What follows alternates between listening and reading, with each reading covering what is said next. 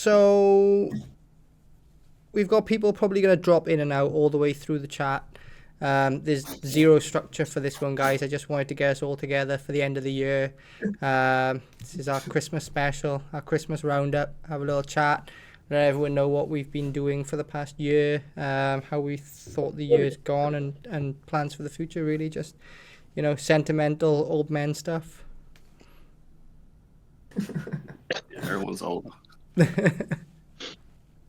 Yeah. Maybe. Let's have a Christmas All right. spirit. Yeah. Well, So the I recording's all don't know good? about you guys, but It's yeah. our very late Halloween special. Yeah, it's always spooky season for me. We should call this the super This is super really the holiday best special. time. It's awesome with you Yeah. guys. Yeah, I even got Oh, this yeah. for vinyl records. I got the Misfits little adapter Behind here. the scenes. The Misfits, that's dope. Oh, nice. That's a sick photo reel. Yeah, man. Thanks all of you for turning up today. This is wicked. I know I've not been doing these for a while. I think the last one was in August. How time flies. But yeah, it's just how it's been. Oh yeah. Yeah, I've got terrible busy too with my work. It's worse, but it's been an honor to be here with you guys. 100%. Okay. Yeah, I feel like work is taking up a big part of a lot of our time. Yeah. Yeah, always has. Right. Anyway, for those who have just tuned in on YouTube, who perhaps haven't seen us before, we're the Gunpla Idea Factory, and today we've got a lot of the crew on. So we'll go left to right from my screen. So we've got David, also known as BlueCara07 on Instagram. Would you like to say a few words, mate? Me first? Ooh. Okay. I'm a content creator on Instagram. I just mainly make I try to make everything like kind of cinematic. I don't have professional background in videography, but there's always something I wanted to get into and grow. So and also I'm always into the way they shoot music videos and the way they edit anime music videos. So it's always something I like to watch. So that's part of some of the things why I started Instagram, and the music choices and all the short clips and stuff like that. I can just combine it all and I don't know, stuff like that. But Gunpla is a big thing too, so it's always something I always enjoyed doing, and I've been going back and forth with it, but it's lately it's I really enjoy the community part of Instagram and stuff like that. So everyone's so chill and nice compared to a lot of other communities and on social media. But that's what keeps me going. But yeah, that's mostly it. I'm working on a few projects, a few collabs and stuff like that. But yeah, that's mostly what I have going on my side. Well, we can all agree that you're doing a great job, man. Really cool reels coming from you. You can definitely tell you sort of know exactly what you want, and you're definitely getting there. I can definitely see that. Thank you. So on my screen here, going left to right again, we've got Dennis from Rivals Corner on Instagram. Again, if you just want to say a little bit about yourself. Hey guys, yeah, so I'm Dennis, and at the start of the year I decided to start a small hobby store called Rivals Corner, and I still get very existential about it, whether it was the right choice or not, but here we are, so I'm running with it. We're trying to, and yeah, we'll see where it goes, I guess. But by day, I am actually a video editor and motion designer. So I try and translate those skills into some of my content, and also my website and stuff. so which has come in handy. But I do agree, the daytime job part of it has become quite a lot. So I actually just yesterday handed in my resignation. Wow. So I'm going to try and do a bit of freelance instead on the side, and try and run Rivals Corner a little bit more full on. So hopefully it will kick off. But yeah, I'm also I do love the community side of it, and I think on Instagram it's just I've met so many amazing people, and like yourselves as well. So it's been really cool and awesome. And yeah, who doesn't like giant robots? Oh, that's yeah. Well, all the best for the new year, man. I know you've got this. For anyone who doesn't know these guys, both of them kill it with reels. Very different style, but yeah, if you like your reels, go and check them out. So I'm up next, but I'm going to save myself for last, as most of you guys are at my channel because you already know me. So we're going bottom row. So we've got Renovan. And what's your Instagram handle? It's a little bit long for my memory. You mean me? Yeah, man. Carry on. Oh shit! Oh, it's my turn. Wait, hold on. It's my turn now? It is, yeah, man. Well, what happened to your boy? Yeah. Boy stealing his thunder. Sorry. Give me 1 second. Oh, there he is. Okay. So introduction. I'm not really good at introduction. My name is Reno. Maybe okay. My Instagram name is Renovan Gundam 7. I'm from Indonesia. I've been into this Gundam since 15 years old. From a very long time, and then it's been on and off, and until the pandemic happened, I began to continue my works, my Gunpla works, customized works, and collect more Gunplas, and then start my Renovan Gundam 7 since that pandemic in 2020. And since then, I also encourage myself to open a Gunpla podcast and meet new people from season 1, season 5, and then yeah, it's been great. And it's me. Right now, I'm just creating Gunpla stories inside my Instagram with 39 Gunpla customs, and then the other Gunpla straight builds, and then other action figures. It's been great, and then it's all about me. That's all about me. Thanks for coming on today, man. Yeah, so if anyone doesn't follow him already, Renovan Gundam 7 on Instagram, where he puts up a bunch of different edits with all his different customs, and every now and again he'll be doing stuff like this, where he'll be getting different people from the community to come on and do a podcast with him. So definitely give him a follow and check out the stuff that he's doing. And now to the Law Master in Chief now, and Universal Century Late Timeline King. All right. Okay. All right. So my name is Christian, or people can call me Chris. I have two Instagram accounts, Triseed09, and the other one is Late UC Obsession. I've been building Gundam model kits since I was 9 years old. So it's been quite a while, but I didn't really focus more on making them look clean until within the mid 2010s. And most of my content is primarily focused on late Universal Century, so anything from Hathaway all the way up to like G Savior. And like primarily I'll build late UC kits, but I'll build anything else here and there. But on my second page, on the other hand, it's all solely dedicated to the later half of the timeline, whether it's with the Gunpla or memes, internet memes, that too. And just reels that I make for late Universal Century. So basically, my main page is like trying to shout out or to promote it, the later half of the timeline, and the second page is more of like a database because I also put lore in the highlights of like different types of mobile suits and whatnot. I'm still doing all that, so it's a long process. But the main focus for me is just get people into late UC when they don't know anything about it. So that's where I come in. So basically, I'm saying don't be afraid, just tap into it. Yeah, well, I can say from experience that you got me into late UC. I've got my Victory 2. That was partly your fault for getting. You're And that was my welcome. first custom as well.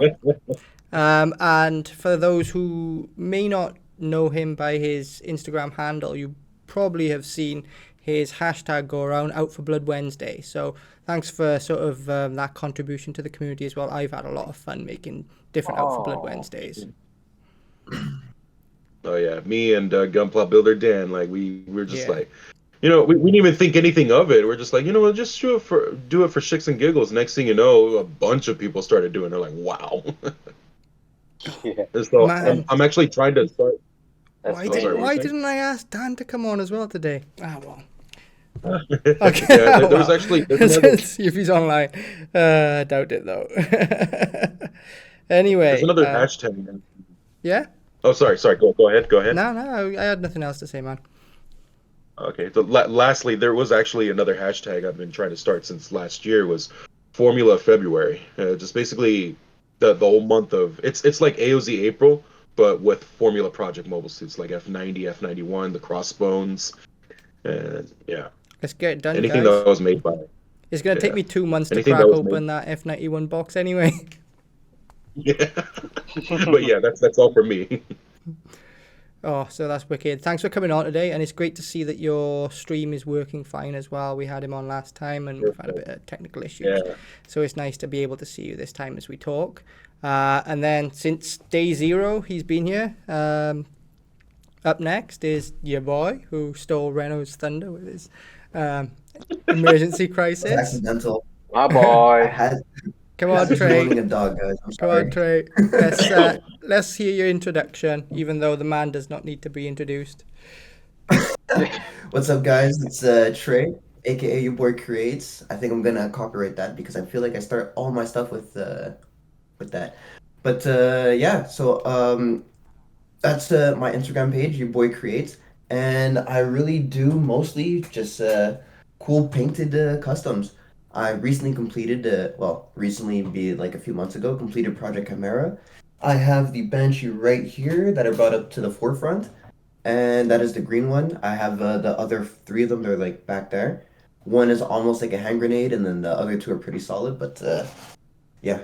And I mostly focus on like moody shots and having like fun with the builds and just like fun with the paints.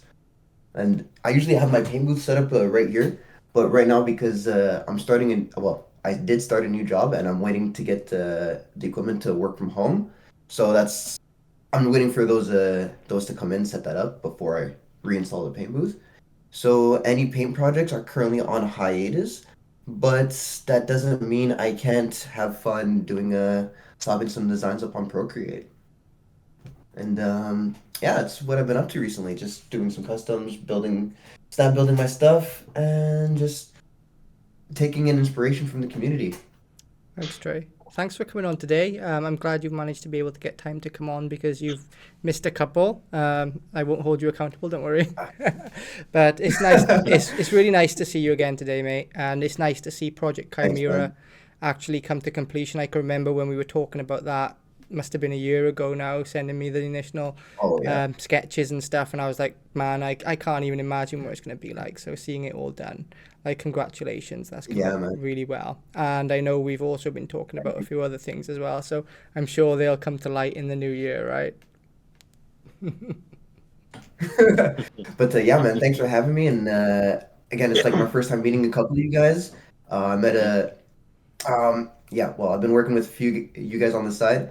And I just want to mention this. This is a fun fact. Reno, who's a first time here on the Idea Factory, I actually did a holiday stream with him on his page last year. So this is kind of like I think this might be a recurring tradition, in the making. Yeah, we'll have to do it again next year. But Let's do it. next time, all you gotta have funny hats as well, all right? Not just me. Oh, I'm down. I'm down. I'm gonna have more pumpkins. Yeah, just double down on it. Yeah, I wanna have a pumpkin head too. Okay, guys. So thank you all again for coming on today. For anyone who doesn't follow them, I urge you to go and do so. All coming from different aspects of the hobby, and I think that's one of the reasons why I like Gunpla so much, is because there's just so many ways you can attack this hobby, whether it's from the lore aspect, whether it's from the collecting aspect, or the building aspect, the customizing aspect. There's so many different ways you can enjoy it, whether you want to dip a toe or sink up to your head.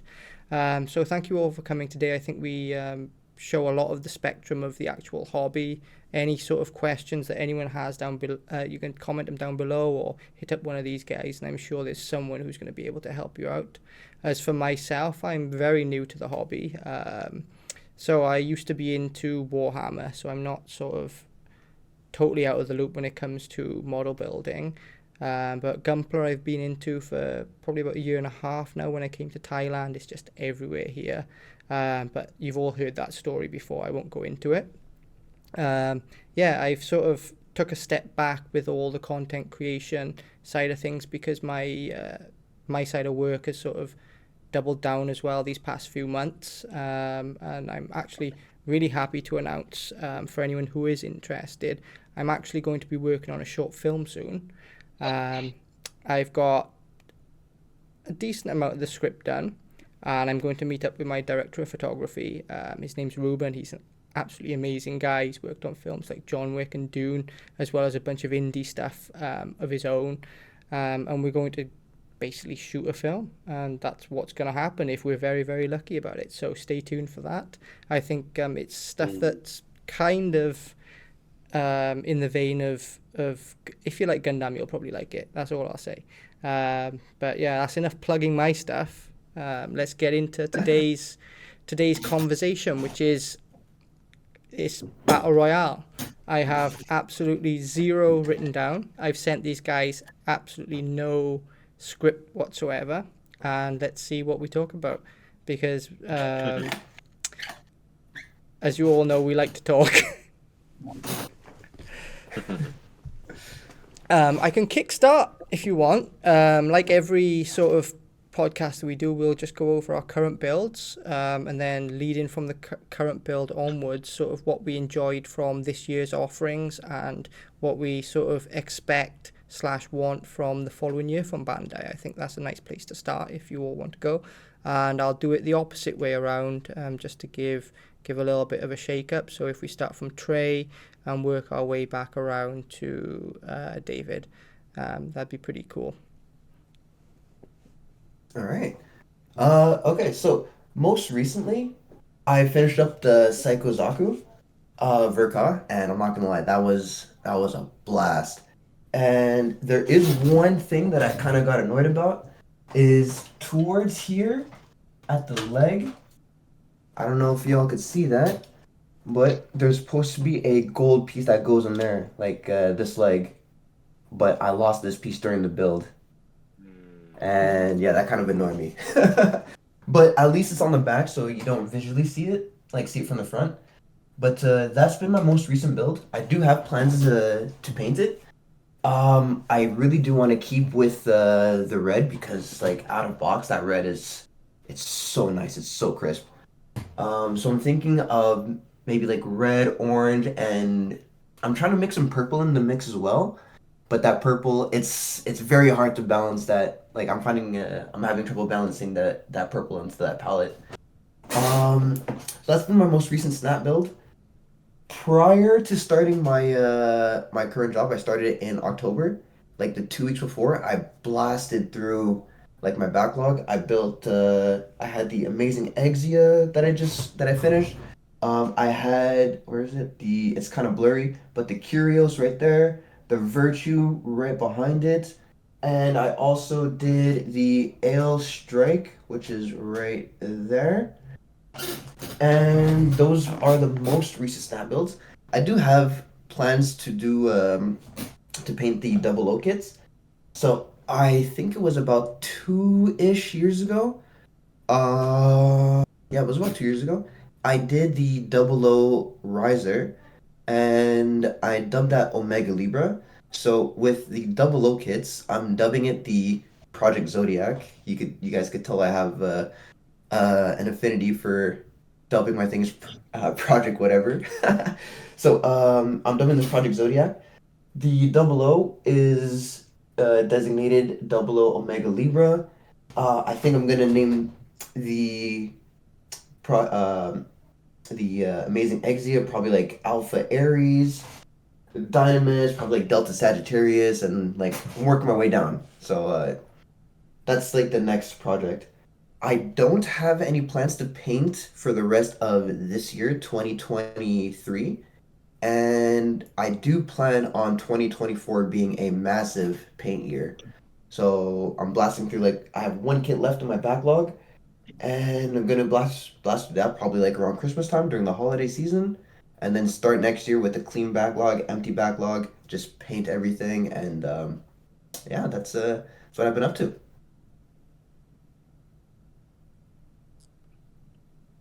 Cool Nice. stuff. So next year, All right. then, is there any sort of kits on the horizon that you've got your eye on, or because I know there's a kit on the horizon that probably would fit in with Project Chimera, right?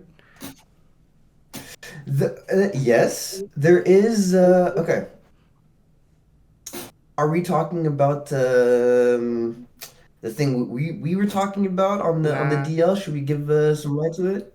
I was talking about the narrative Got it. Gundam. I thought the other one was top secret. Oh, okay. I was because I have something in my line of sight. That's why. Anyways, so there is I'm sure you guys have been following Bandai releases and upcoming releases. So there is the narrative Verka that's coming out, and I did see that it's projected for this month, actually December.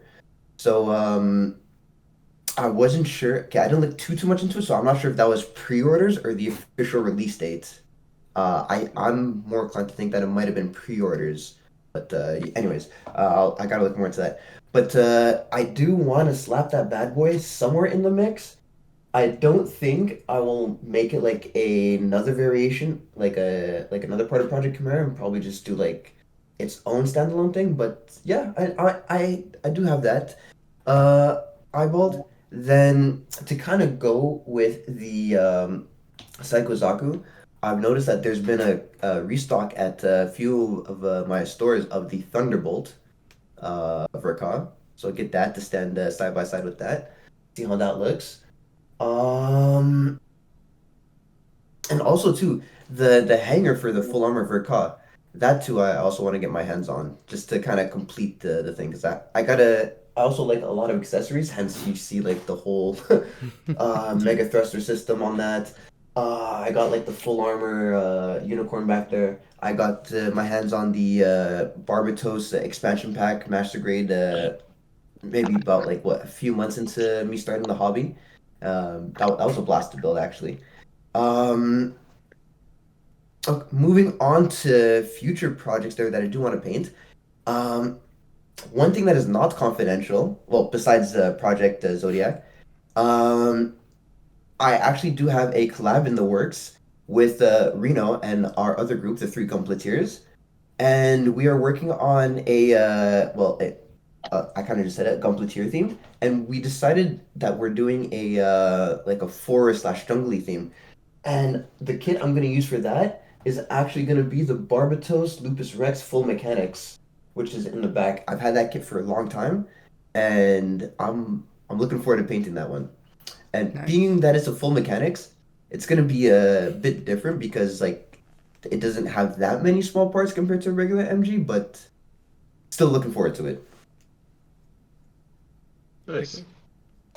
Right, so off over to Christian now. So if same thing, mate. Anything that you've been working on, anything that you're sort of looking forward to? Well, at the moment, I just finished putting together the high grade. Oh, sorry, if you want to call it a high grade, it's one of the 30-minute missions, the Esposito Beta, and it's Air Fighter, the white version.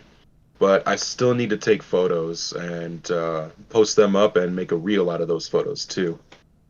As far as anything else, I'm currently brainstorming or trying to think of other reels to make for my secondary page because I'm also in the process of trying to make some edits edits as far as like take the shots of the Gunpla and then do a little something with them.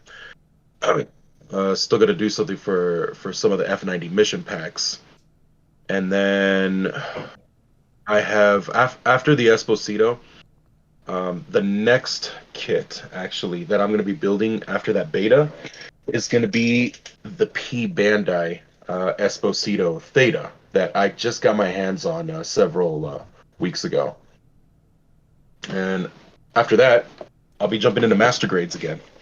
Going to be building the Master Grade Jagan, which I got at Gundam Place in Georgia. And then the two Gundam X Master Grades, the Master Grade Gundam X and then the Master Grade Gundam Double X. And so pretty much as far as like what I have in the works, that's pretty much what I got right now.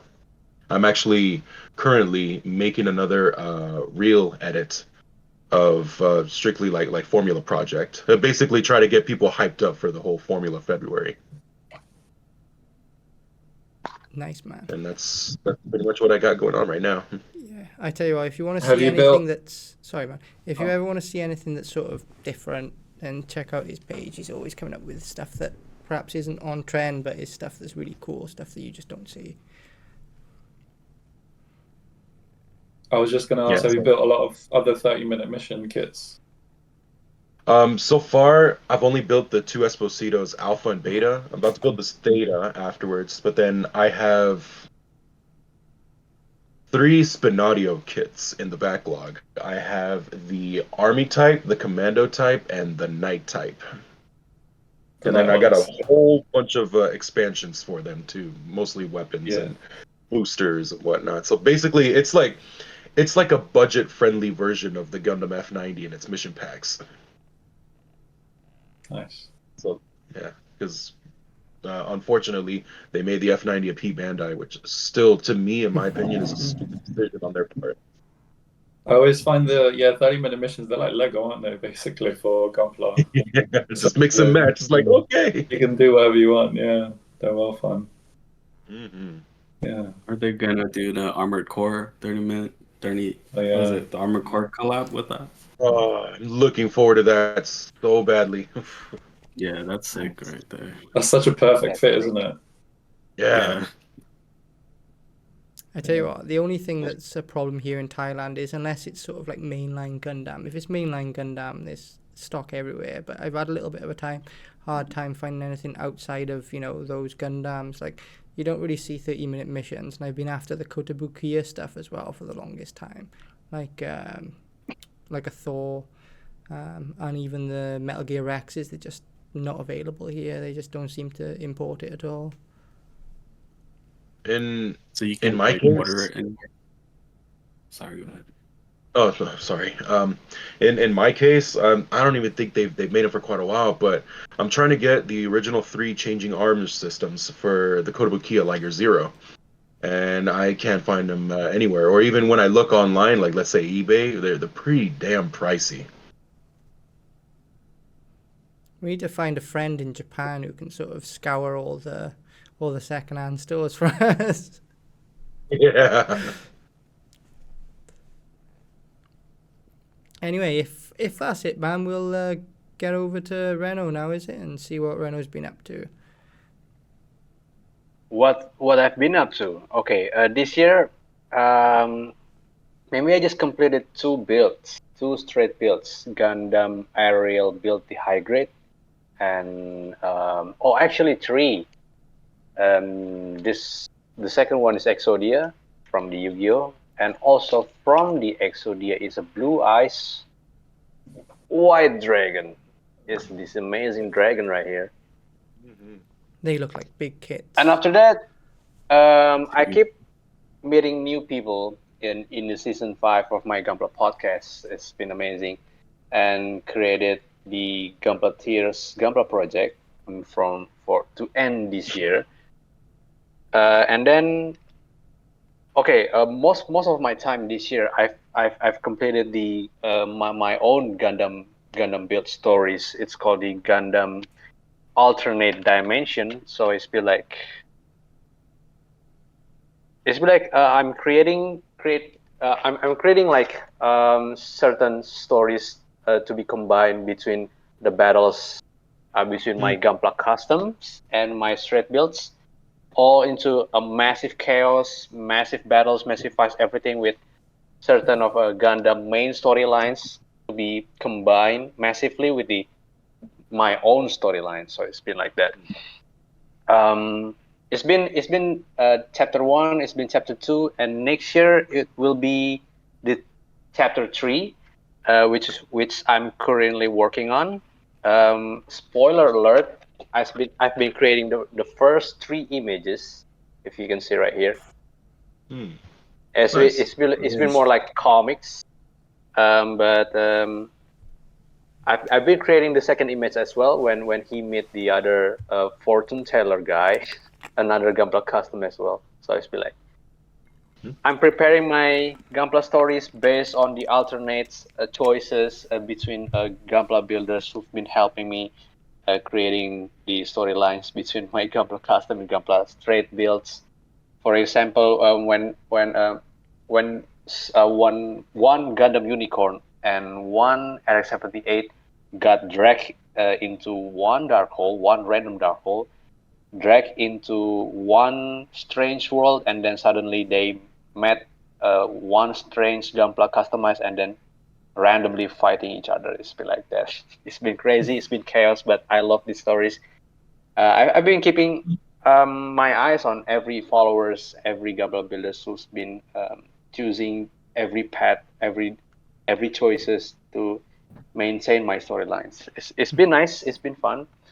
I hope I can keep continue during next year on 2024. Also, keeping balance between the storylines and meeting new people in my Gunpla podcast. I'm planning of meeting 3 new people, hopefully this December, and then next year I'm gonna start the Gunpla podcast season 6. I mean, that's what I've been working on. Nice. So Nice. it's not actually like a physical kit that you're after. You just want more interaction with the community and build the world that you've been building over these years. That's really nice to hear.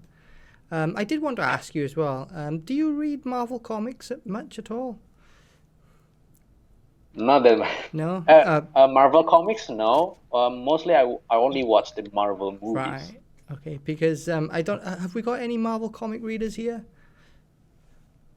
I actually have a few issues in my living room, Ah, right. So no one's a big. but like recent from yeah, like I recent say like 2012-ish. I was about to say, I say recent, but it's probably about 10 years ago now. But there was a storyline in Marvel where they had Doctor Doom brought together like a bunch of different people from all the different universes. So you had like Miles Morales, Spider-Man, normal Spider-Man, Old Man Logan, Wolverine, X-Men, and he put them in a thing called Battle World. And it was pretty much exactly what... I actually have those issues. Battle World, yeah. Then it becomes Secret And it was Wars. pretty much exactly the same. I didn't know if that's where you got your idea from or not, but like it was very similar to what you're doing with your Gundam, where it was just an excuse for like the storytellers and the artists to get these characters that would have no reason to be near each other to sort of interact with each other. Like, Yeah, I think I got mostly I got inspired from the Doctor Strange Multiverse of Madness right. because So, yeah. I'm really into Marvel movies. I'm not really into the Marvel comics. So after that, I was looking into the Spider-Man Homecoming. I'm sorry, Far From Home, the third Spider-Man movies, and then after that, later on, I watched Loki. Oh, Loki's That's great. crazy. Anyone else been watching Loki? After that, I watched Mrs. Marvels. Oh, yes. It's been great. Yeah. That inspires me more to create some scenes for my Gunpla stories. Yeah. Yeah, I think that the cinematic universe pulls on that storyline quite a bit. But I've been watching Loki very recently, actually. I've just started season 2. I'm on like episode 2 or 3 now. I think episode 3 now, and what a fantastic show. Dave and Dennis, if you haven't seen it, it's well worth a watch. Like it's shot beautifully. It is shot absolutely amazingly. Yeah. Like, it will give you a lot of inspiration if you watch Loki. I've seen season 1. I haven't started watching season Right. 2. but I do rate it. okay. No spoilers, Yeah, man. I've seen Loki season 1. It's probably my favorite from all the Marvel series that came out so Yeah, far. yeah, But I've heard the second season is really good as well. So yeah. Yeah. It gets I haven't been wacky in at the second places. season, it It's was still got awesome. that like Marvel action movie kind of feel to it, but the scenes where they're in the TVA, it's just like, where they've got control over the sets and they've got control over the lighting, and it's just, I think it's shot beautifully. nice. Okay, anyway, I'll stop gushing about Loki and we'll head straight over to Dennis now and see what you've been up to outside of starting your business. Unless you want to talk about that, mate, then carry on. And what you expect for next year. So I'm building at the moment the high grade Daisy Ogre. I think it's from right. Sinduality. Yeah, I don't really know that much about it, I'm not gonna lie. But I do really like the look of it, and I just thought, why not? And it's nice to build something that's like not Gundam related. Yeah. Because Bandai does make things that are not just Gundam. Yeah. And then after that, I'm not really sure. I think probably a Wing Zero Vokar maybe, because I haven't really built that many master grades. I've just been mainly building high grades because of like Witch from Mercury has just been kind of like dominating with the high grades. But I'm very much looking forward to the full mechanics aerial as well. Still need to get onto that. And the MGSD bar battles, that's probably one I'm really looking forward to. This fella. That's not. Have you already got it? Yeah, nice. It's a sweet kit, this man. Both Davids have it already. Oh, there it is. Oh, yo, 2 out of 6 have it. Let's go. David, you should leave it grey. Yeah, it looks cool. Yeah, just leave it gray, right? That's it. Just get another one. MGSD Barbato. Yeah, I saw it. I saw it at Comic-Con, and they had it on display. And I've got to say, that size. Okay. yeah, it looks really nice. And because the MGSD Strike Freedom, I don't know. There's something about it. I don't really rate it that much. Like I don't know. Just I had it in my backlog, and then I was like, I don't really. This fella, yeah. Kind of pushed it back. Oh, there it is. We don't just have the same name. The same kid that blew up the Freedom. I don't know. It's just the proportions. I think they fit better on the Barbatos with the SD. Yeah, the MGSD. it does look better. I wish his legs were longer. I wish his legs were like just a little bit longer because he's Barbatos, right? That's the only complaint I got about. It. So like, it could be this short, right? And then you can flash that onto the dashboard of your car. That's how long it goes. Okay. I think it may be the skirting on the Freedom that's throwing it off. Maybe I don't know, because I agree with Dennis where I feel like the proportioning looks better on the Barbatos than it does on the Freedom. Yeah, I agree. I think it's because his arms are longer and like the legs are they're kind of longer too, but I don't know. It's that V-fin, man. It's the V-fin. Yeah, I think so. It's part of the V-fin. Yeah. It's got a beastly V-fin. That's probably my favorite feature on the Barbados. I think they probably took the regular master grade V-fin and just slapped it onto the. Oh, it makes the master grade V-fin look tiny. Really? Shit. They look tiny on there, but then you put it on here, it's just like, wow, it's pretty big. Because I have the actual master grade, but I haven't touched the SD, so I can't do a 1-to-1 comparison. Oh, I've got him over there. It's actually about the same size, I think. It's the same size of V-fin on both. Really? That's nuts. Interchangeable. If one breaks, just swap from the other. Like the SD is fatter, right? The SD is fatter, but like sort of width-wise, if it'll focus, probably won't focus with me. Width-wise. Okay, yeah, I see it. I think the SD looks better. Yeah, it does. It does. Because you just cram so much more detail into like a very small body, isn't it? Yeah, the SD is like, it's like a big, well, to me is a big improvement, but they should make a 2.0 or something for MG, the MG one. Or just do like a Lupus Rex or something. Yeah, yeah, Keep seriously. keep the inner frame, but just have some, better outer panels. Really, I think that'd be cool. Yeah. Yeah, I would love a true master grade Lupus Rex. Because I built the full mechanics Lupus Rex. Didn't do it for me. Like, well, I enjoyed the build, but it just didn't hit the spots I was looking for, you know? So, like, a true master grade Lupus Rex, And they could sort of chef's have, kiss. they could have the one where it's like regular price, and then they could have the one with like an effects kit as well. If I was Bandai, that's what I would be looking at doing. Great, Bandai, take notes. Am I the Take only notes, They're not one? gonna do it. They're not gonna do it. They would have done it already. Am I the only one who really wishes for a master grade Gushon remake? Yeah. I would love to see a master grade of that one. I love that version of the Gushon. Yeah. Gusion rebake. Oh yeah. Oh. I created the Gusion version. Mm. I love the bulky one. It's I feel about it's Gushon. I like never really a give full Gushon too much wielding thought. Thor's hammer.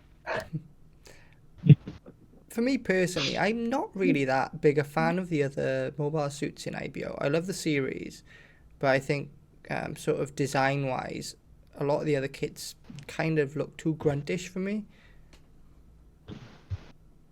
I thought the Vidar was pretty dope. Mm-hmm. Oh, The Vidar beautiful. Gundam was pretty sick. And then the variation there, the Vidar Kamaras there with like the Yeah. centaur kind of style, that one was also pretty sick too. I mean, personally, I'll argue with you. I think that I don't know. They all kind of look the same. I think Barbatos is the only one which really stands out. But I mean, yeah, that's just my opinion anyway.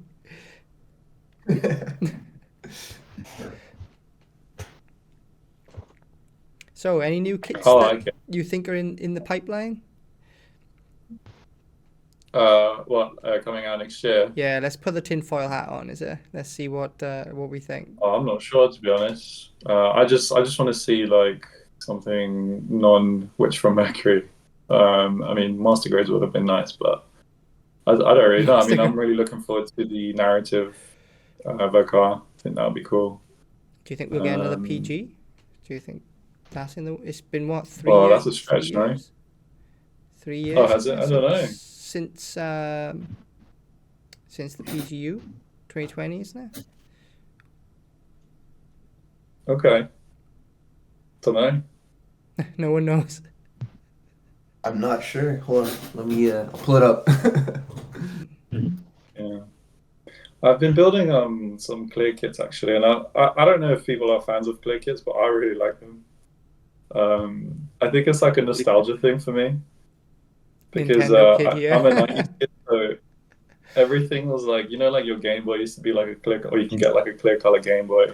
Yeah. I don't know, like I remember like Macintoshes, like old Macs used to be like clear as well, and like there's just that nostalgic factor about it. So I'm like a huge fan of clear kits. They're kind of a pain to build, I'm not gonna lie, because the nubs do show sometimes. I think you asked me about it, didn't you, Dave? Yeah, because I've not built one. yeah. I've not built a colorless kit at all. Yeah, the plastic is a lot more brittle, so it can snap if you're not careful. But obviously, even with the God hand still feels it doesn't work well with it, right? Yeah. You do have to like sand the knobs down anyway, and like polish them down as best you can to like a mirror finish to the clear plastic, but you can still see it. So, but it's not too bad because the inner frame, because the inner frame shows, it kind of covers up the outer like imperfections anyway, because there's so much like detail going on, if that makes sense. Yeah, and so it's not so bad. Yeah, and you're viewing it from like arm's length as well, aren't you? So it's got that. Yeah. But yeah, I've been a fan of those, and I've still got the 00 Quant, I think, RG real grade. I've got one more left to build, so I'm saving that probably for next year, to be honest. And then I'm kind of like weird in terms of like what I like to build. I like the really bulky kits, like the ones that have like a lot of surface area to just like play around with, and you can just like scribe and stuff. But again, I'm not really like so much of a scriber. I just one of my kits, or one kit that I really want to do is the Death Army. I think it's from G Gundam, maybe high Yeah. grade. It's like a grunt kit, I think, but I think that kit looks really cool because it's like really bulky. The proportions are really wacky, and it just looks funny. But I just thought, yeah, it's quite cool, and a lot of like customization possibilities, and yeah, I kind of like those types of kits. I think it's kind of cool, and I just want to like sticker bomb it or like water decal like bomb it, basically. Just put loads of water decals in it. But yeah, that's kind of it. I don't really have any like plans in terms of what I'm going to build as well. I just kind of like whatever I feel like building that week or whatever it is. I just go through my backlog and be like, yeah, this one that'll do. Yeah. And just kind of build it, go with it.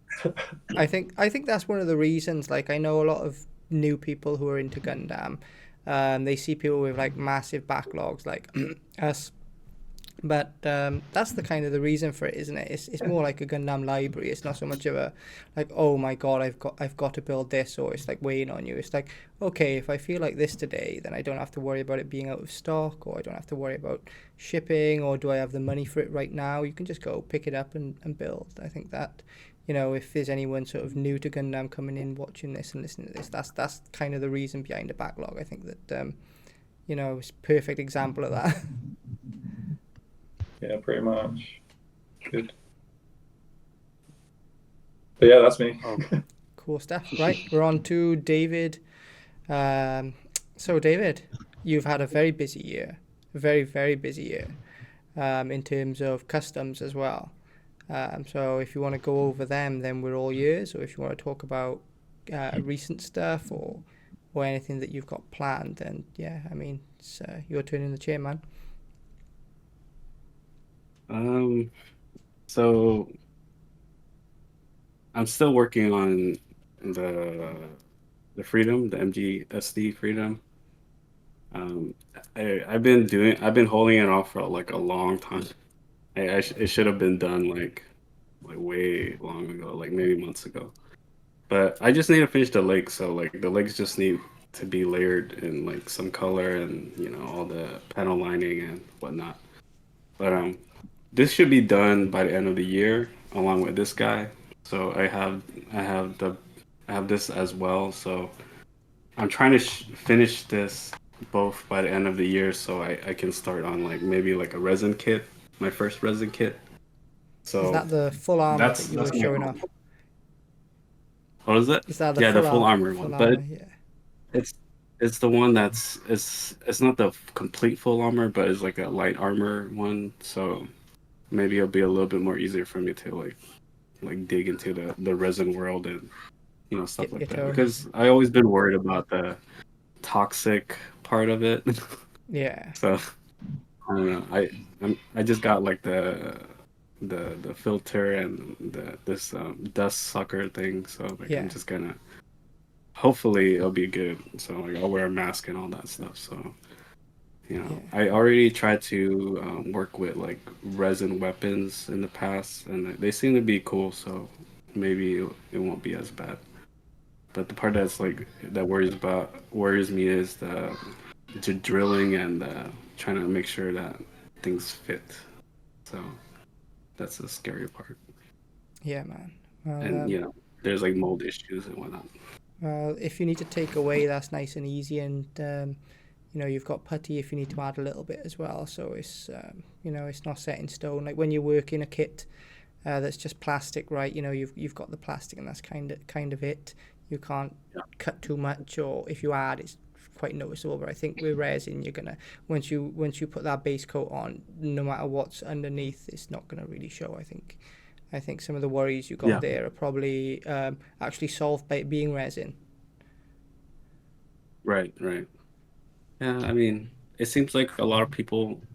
I've seen some people they even start building resin like right away, and then they seem to do okay. So, maybe I can do it too. I think it's all just where we sort of come from, because sort of I come from Warhammer, where when I started out, kits and stuff, they were made of metal. They were actual metal. So Wow. everything's been sort of a different. Oh, I've heard of it. Metal build, yeah. Yeah, so everything's been sort of Costs a lot of fortune. now, yeah, definitely. Like I see a lot of people on YouTube I making can a lot sell of, my kidney. but there's a lot of people on YouTube making content out of basically buying lots off eBay of old kits and like dissolving them in acid and repainting them and stuff, and that seems to be pretty big on YouTube at the moment with Warhammer. But yeah, I think it's just if you learn on one thing, anything that's not that thing is sort of weird and different and scary, isn't it? Yeah, like Yep. I think it's just the like being toxic and stuff like that is the part that worries me. Because when I touch it, I get very I get like rashy and stuff like that. Just touching resin. So I noticed that with my skin. Resin. My skin doesn't work with it, so it's just I know I have to like just wear a mask and gloves Yeah, and mask, stuff. glove up. Yeah, some people they could touch it. You're not supposed to touch it, but I mean, once you clean it off, you can touch it. But it's just some people don't react to it, And I even tried. I was gonna get into 3D printing and then with the resin too, but I tried to play with it and try to print stuff, but I didn't. It's like a huge learning curve too. So Yeah. and then like from that, I learned that okay, I touched a little bit of it and like it really messed me up. So Dude, I tell so you what, I kind of put it away for now. I would be careful if I was you, and if you are coming out in a rash, because one of my other hobbies is fountain pens and collecting fountain pens. One of the big aspects of fountain pens is the Japanese ones that are made out of urushi, which is Japanese lacquer. That's made of basically the resin that comes from some poisonous tree in Japan.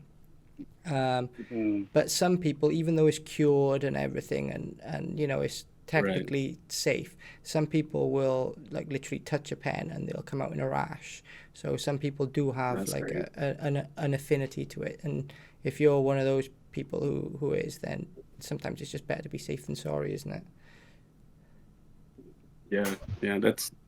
I've heard of like even jewelry, like people wear jewelry and certain materials and they get rashes. So yeah, I didn't know that about pens. That's crazy. Oh, these pens are ridiculous. They start at about £600 as well, which is about $800. They start at that, yeah, and they're all handmade. They take about 6 months to make because they have to do like layer by layer. They start off with like they'll carve it out of usually ebonite, which is this sort of resin. Believe it or not, it's like a rubber resin, and then they'll use this urushi lacquer, and they'll just paint like once a day, let it cure over 24 hours, and paint like another layer until it builds up and builds up, and it's crazy, absolutely crazy. I don't have one, but yeah, that's like a big segment of the pen world. So going off on a tangent there. Japanese market. Yeah, the Japanese market, they're like really big in the pens. Yeah. I've seen some, but I don't want any. But it's just they get crazy with it. So yeah, but it's the language. It is like English is a very easy language to write, but once you start getting into hiragana, katakana, kanji, and even Thai, like Thai language is like 90% of people will use a sharp pencil or like a 0.5mm pencil over a pen because you just can't form the characters with like a ballpoint nib. Right.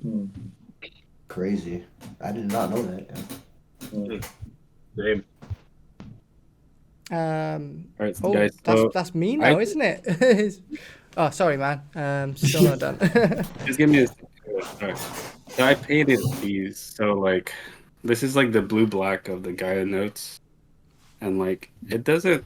I'm like wondering if it looks. It doesn't look blue to me. So I'm thinking I didn't layer the colors enough or something like that. I don't know if you guys can see it. It's like. So Yeah, but I can see like a tint. it's kind of blue, right? Yeah, or is it? Yeah, the one Yeah, is it is, like yeah. black? Yeah, somewhat. Yeah, I can barely make it out. Yeah. Oh So no! the black. Yeah, the butt fell somewhere. Okay. So Oh, the black is on the right, and then the left side, I think it's the semi.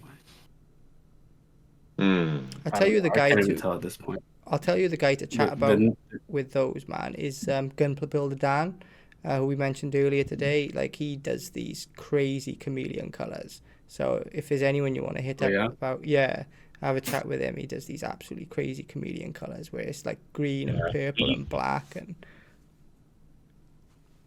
Yeah, I'll chat with him, but I'm trying to get this result that people are asking, or like I'm trying to like get this result from the like one of the resin builds from I think Fortune Meow, and I think it's one of those, and it's like it's supposed to be more satin, but it's like it's coming out like I don't know, like it's not the result I want. So I'm working on this. I'm trying to like mix the paint a little bit more. Maybe I'll talk to him and figure it have out. a chat and he might be able to Yeah. work you through it, man. Yeah. Okay. That's it. I'll tell you another guy who might be worth having a chat about is Fault Zero. Do you follow him on Instagram? I'll send over his. Yeah. Have a chat with him as well. He seems to know a lot about the candy colors as well, from what I gathered. Okay. Yeah, man. But yeah, I really want to know. Can we get a Gunpla Idea Factory podcast special on what these colors are for? I know you put up an Instagram the other day, and I asked you, and you sort of sidestepped that question.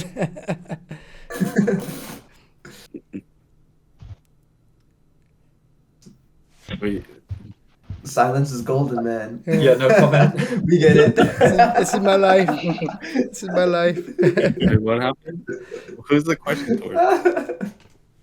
You, man. Oh, was it? I want to know what these colors are for. What kit's this for? Oh, I'm doing I'm trying to put it on this guy. I'm trying to Oh, put it's it on some of Barbie. this armor It's pieces. Barbie. I don't know where I'm gonna put it yet, but I'm still figuring it out. I can see that, like a nice, like deep blue. I think that would suit Barbie quite nice. Yeah, Yeah, man. still in the works. Okay, so I guess that's me now and my forever fallen out earbuds. So where do I even begin with this year? Like I said, I've basically only been in the hobby a year. Started this podcast, which is pretty cool. I got coerced into doing some custom work, which I didn't really want to do, and then sort of felt like if I didn't just do it, like the Nike thing, right? I never would, and then I was really happy that I did. And since doing the Victory 2, I've sort of started not so much doing custom work, but I've, coated a few kits, lined a few kits. I want to experiment a little bit with like edge highlighting and getting that sort of cell shaded look.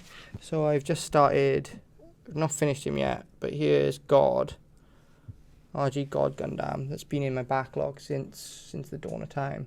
This was like one of the first kits I ever bought. And I'm probably going to try out edge highlighting on him.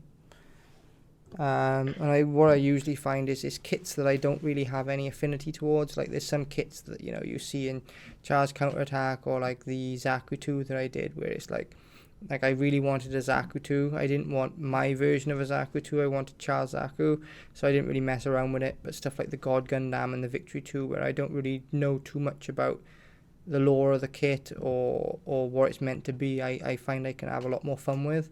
Like, I think if I didn't watch IBO, I would have a lot of fun with the Barbatos, because of just the amount of part separation that it has and the way that the armor goes over the top of the inner frame. I think that's a super cool kit to do a custom on. But I kind of snapped him together, and he's Barbie, right? I don't really want to touch him. So going into 2024, wow, oh my god. So going into 2024, that's probably what I want to try and do more of, rather than like with the Witch from Mercury. I just sort of bought them, snapped them, photographed them, had fun, them being the kits of the week. I want to sort of take a step back and start doing kits, perhaps leapfrogging, where I'll do one kit really clean, really nice, and then another kit plan me like my style, put my sort of flavor onto it, followed by another kit which is, you know, cleaner and nicer, just to break it up a little bit. But that's kind of where I'm heading with the hobby. I would like more time to do stuff like this with you guys, but we'll have to see what the future holds there. But yeah, I find that sometimes like I'll talk about it a little bit because it probably hits everyone, right? But sometimes I'll go in and out of the hobby as well. Like when Witch from Mercury ended, I kind of really didn't want to know what I wanted to do with Gundam. I was like, well, this is kind of over now, and it felt like an ending, you know what I mean? And then I sort of got back into Universal Century and then started doing the master grades. But then once I started building the master grades, I was like, do I really want to go back to 144th? So you sort of start throwing up all these ideas and stuff. But every time I sort of sit down and have a conversation with you guys, it's like, yeah, I want to get back into it, and I want to get back painting, and I want to get back coating or lining or practicing different things that I see you guys doing. So I kind of do want to, even if it's sort of quarterly, push on with the podcast as well. My battery's just died, so 1 second. Oh. Yeah, all you see is just the frozen face. Yeah, man. 1 second.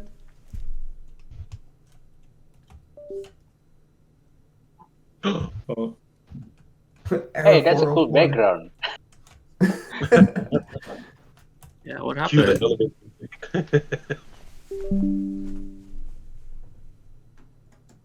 My battery's gonna die too. Watch. Oh dear. Yeah, man. So sorry about that, guys. My battery died. That's another problem I'm having.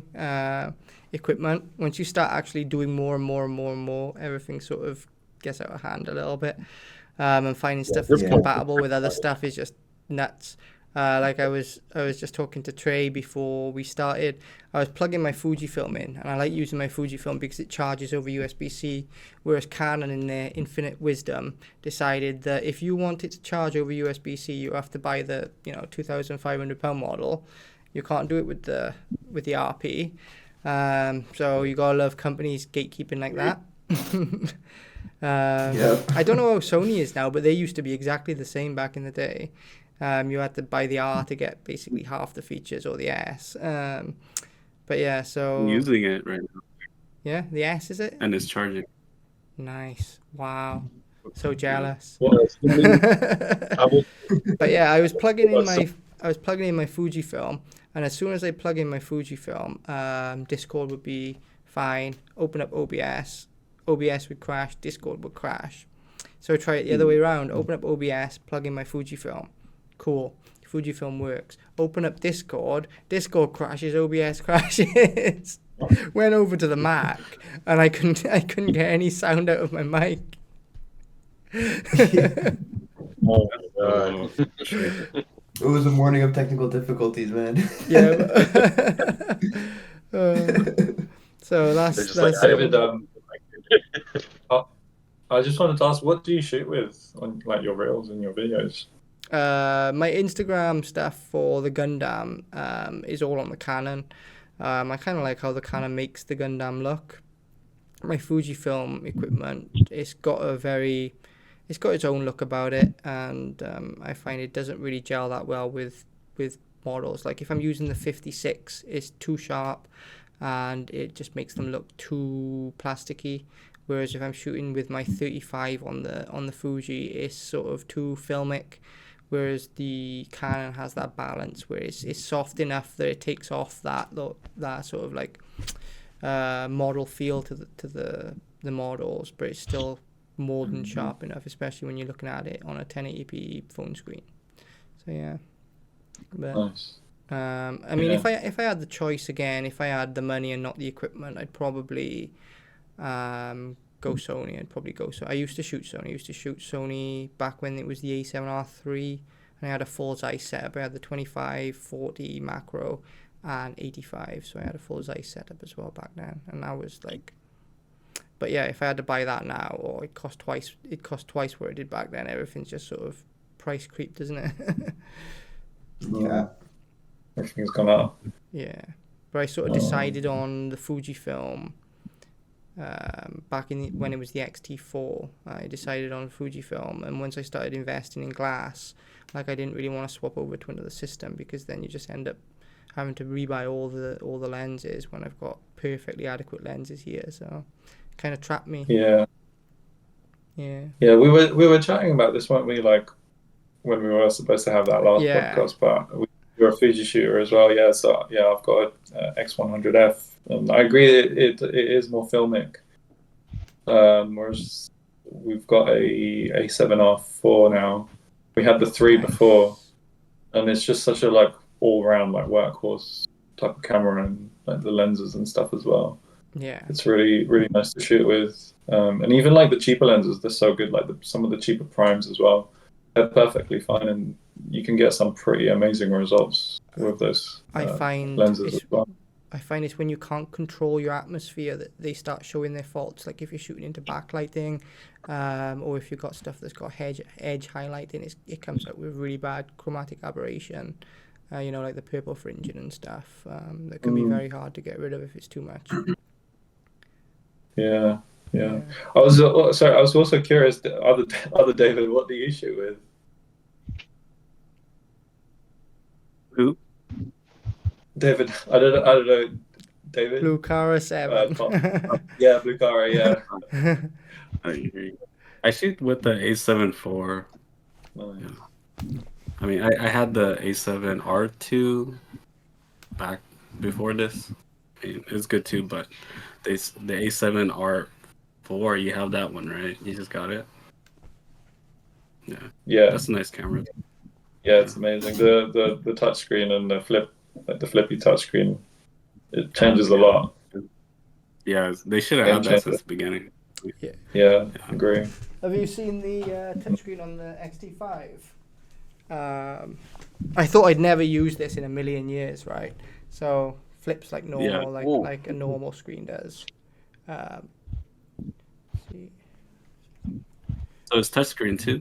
Yeah, but it also does this thing. It's not as nice as the R, but it does this thing as well. So if you shoot in portrait, you can shoot portrait at like hip length cool. as well. Oh, that's dope. Yeah, it's not quite as nice as the R though. The R does, or is it the R6 that does it like all directions? I don't know. I'm not sure. The newest one, isn't it? But have you seen that? It comes out like everywhere. But that's a pretty cool one as well. So if you're shooting sort of portrait, you can shoot portrait low down and have no issue, or high up. Yeah, nowadays it's like a must-have because it's hard to see, if you're shooting content and stuff like that. So unless you have an external monitor and stuff like that. Yeah, you're shooting on the. What camera is that, Reno? What is it? What camera was that? Yeah, what is that over there? Mine was Nikon, Nikon, nice. but I changed the lens with the tele lens like that. Oh. Or my secondary camera is I always use this for Gunpla. It's a mirrorless Nikon J5. Nice. It's completed with this flipping this as well. Ooh, that's dope. That's dope. Yeah, that's good. That's the one system Yep. I've never shot. Just take a picture. I've never shot Nikon before. I always be friend with Nikon from college until recently. Back when I in an architecture university, and then just until recently, took photography at the church, and then took a photography at Gunpla, food photography, and then models photography, cars photography, and other photographies. Nice. That's cool. That's what's up. Yeah, me, I used the Canon T7, basic entry-level camera. The only two lenses that I have is the kit lens that comes with it, and I bought the Nifty 50. But I'm trying to get my hands on a telephoto lens. I think it's the 55 to 200 millimeter lens. Trying to get my hands on that, and hopefully they have some pretty good deals around Boxing Day. So, or if not, then I'll probably just wait till like the New Year to see how that goes. But that's what I shoot with. Do yourself a Mine- favor. Mine's like under there. Do yourself a favor and get a nice 85. I think the 85 1.8 is a decent price for Canon Yeah. EF. It's a really nice lens. you'll be more pleased with that, I think, man. Okay, noted. Because I'm really gonna take that to heart because the last few photography tips with the fairy lights and all that stuff that you told me about, yeah, yeah, yeah. I'm definitely gonna look into that. 85. Gotcha. The Nifty 50. That's a good lens. Yeah. Yeah, I'm really pleased with like My third the shots. camera came with an extra lens as it's been. Okay. It can be to see all the photos. Oh, hey, it's me. That's dope. Oh, it's another Make me. a Polaroid picture. And then when I took deeper, oh, hey, look, it's my wife. There's so many photo shoots inside this camera. Anyway, guys, I'm gonna get this train it's back on actually. track, even though I was the one that took it off track. Oh yeah, my apologies. I'm gonna get this train back on track. That happens too often. This is Battle Royale. This is Hunger Games. So it goes to you guys. Who wants to talk about what? It's free for all, man. Are we going to embrace the elephant in the room? Because there's a massive elephant in this room. One I've had multiple conversations with multiple people here about outside of the Idea Factory. Hold on. Outside the Idea Factory. Let's talk about some lore. Oh, we could do lore instead. That's no problem. I'm sure. Well, how much do you guys know about Gundam lore? Basically, what you've Not told me. Not much. Oh, somebody like, wait a minute, no. Blue's batteries died as well by the looks of it. Trey's I'm not there. typing in. I'm googling it. I tell you what, I watched Hathaway again the other day, it's probably like 2 months ago now. I watched Hathaway again, and I was talking to you about it, and man, what a film. What a part of the story. Oh, you mean Gundam animes? Hathaway is... Oh my god. Every time I got that late UC itch, I always go back and rewatch it. Because I just think to myself, oh my god, when they finally get to F90, it's gonna look so good. For me, though, it's like it ties up so much of stuff that happened basically between Char's Counterattack and basically Char's Counterattack. There's like a lot of stuff in that film that sort of transfers over to Hathaway, man.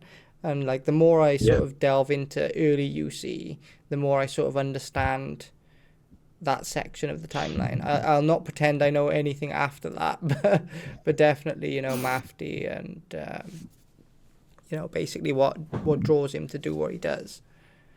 Oh yeah, it's the whole story of Hathaway. It's a perfect closure for the early UC timeline. Well, the early part of the timeline, because it's the introduction to late UC, and it's like the perfect closure to not only Hathaway's story, but the whole like Noah legacy and anything involving the characters of the first half. Yeah, because I tell you what, underrated character. Everyone seems to hate him, Bright. I love his dad. I love Bright. I think. Oh yeah, I think Bright is is just solidified as one of the best characters in all of Gundam. so layered as well. I think he's very, very layered. Whereas other characters, Amuro, are kind of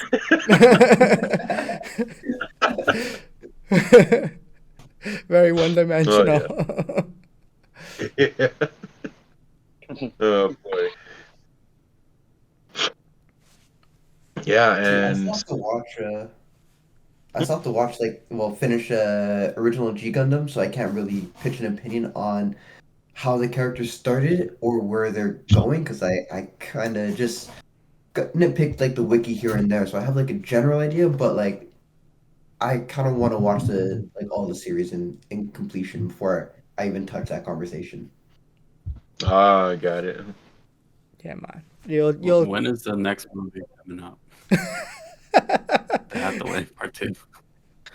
God, I hope it's That's next year. Is it coming out? Because what was it? I had a conversation That's a with my better friend. question. Is it?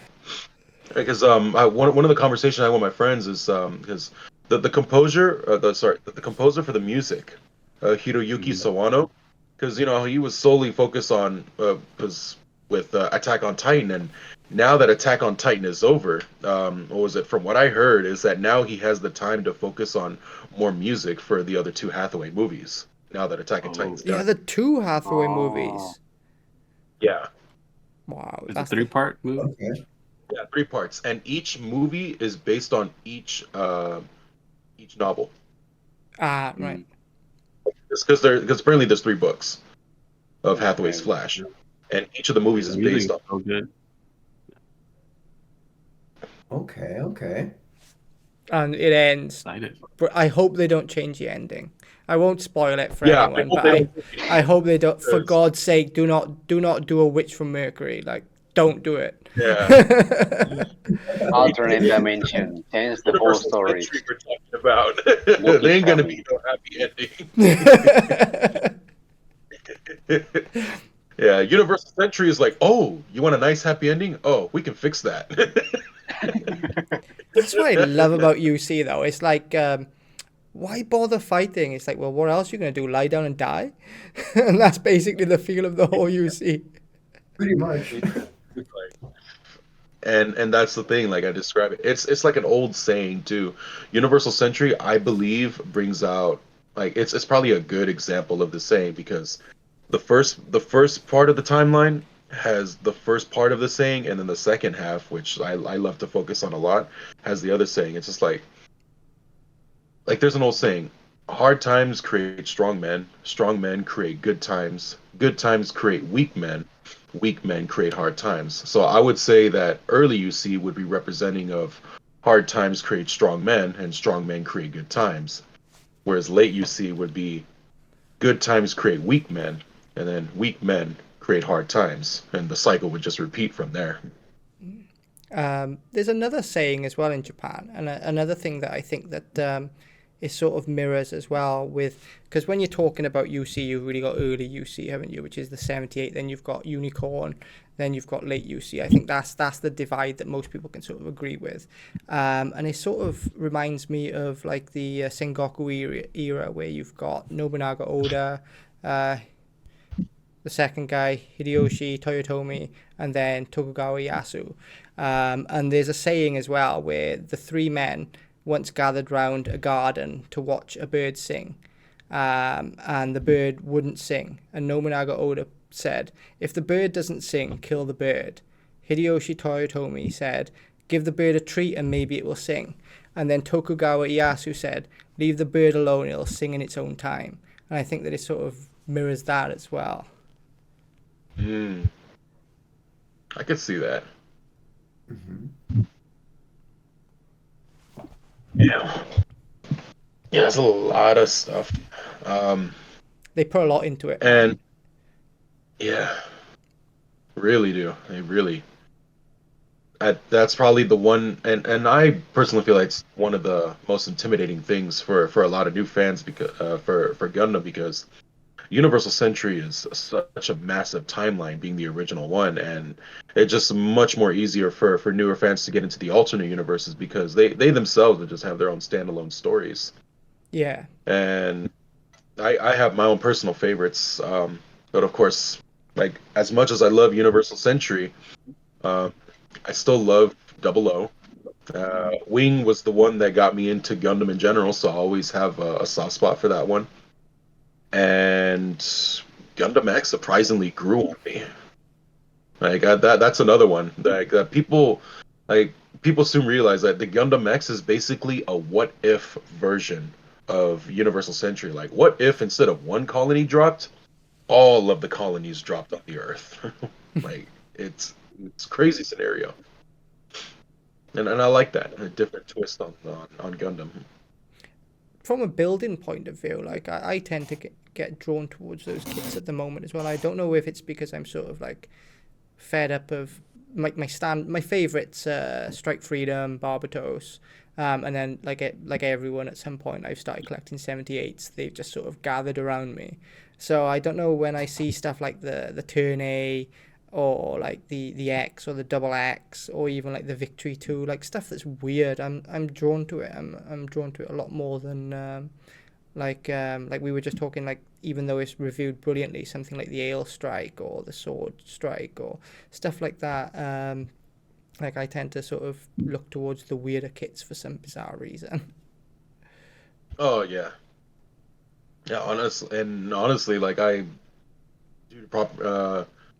God, I keep saying, but as much as people probably don't think of it, I really do like the Strike Gundam, like the Strike Gundam. Honestly, if it wasn't for the Strike Gundam, I probably wouldn't have gotten back into F90. Because like although F90 was the one that started the whole trend of different weapons packs, it wasn't until the Strike Gundam The got backpack. released that made it popular. Yeah, the Strike Gundam was the one that put it on the map, It's definitely and a I think different. thanks to that.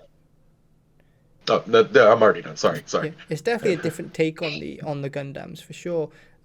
Trey's probably the guy to talk about this, but in a what if scenario, could you imagine if they did the same thing for the Unicorn? If you could just buy a Unicorn and then like choose what inner frame it had, psycho frame it had, or choose if Yeah. you wanted the final assault, the triple shields, or if you wanted the Phoenix, or like what are they called, the armed armor DE or something like that. Wouldn't that be Yeah. pretty? That'd be Yeah, pretty cool, man. In like a what if that alternative. would be like if they like did something like that in an animated sense, that would be like pretty sick. But they in IRL, like they had the opportunity, but they kind of squandered it because they just kind of did it like released the extra attachments and like reprints and stuff.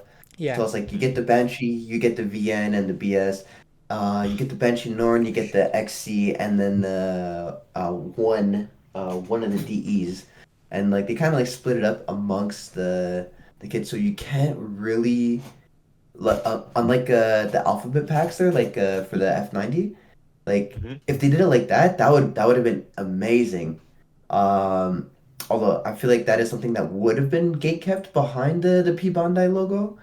But oh, if they did, 100%, like I that would I would be would I cool. would have advocated for it. Yeah, I would advocate for that if they didn't release it the way that they already did.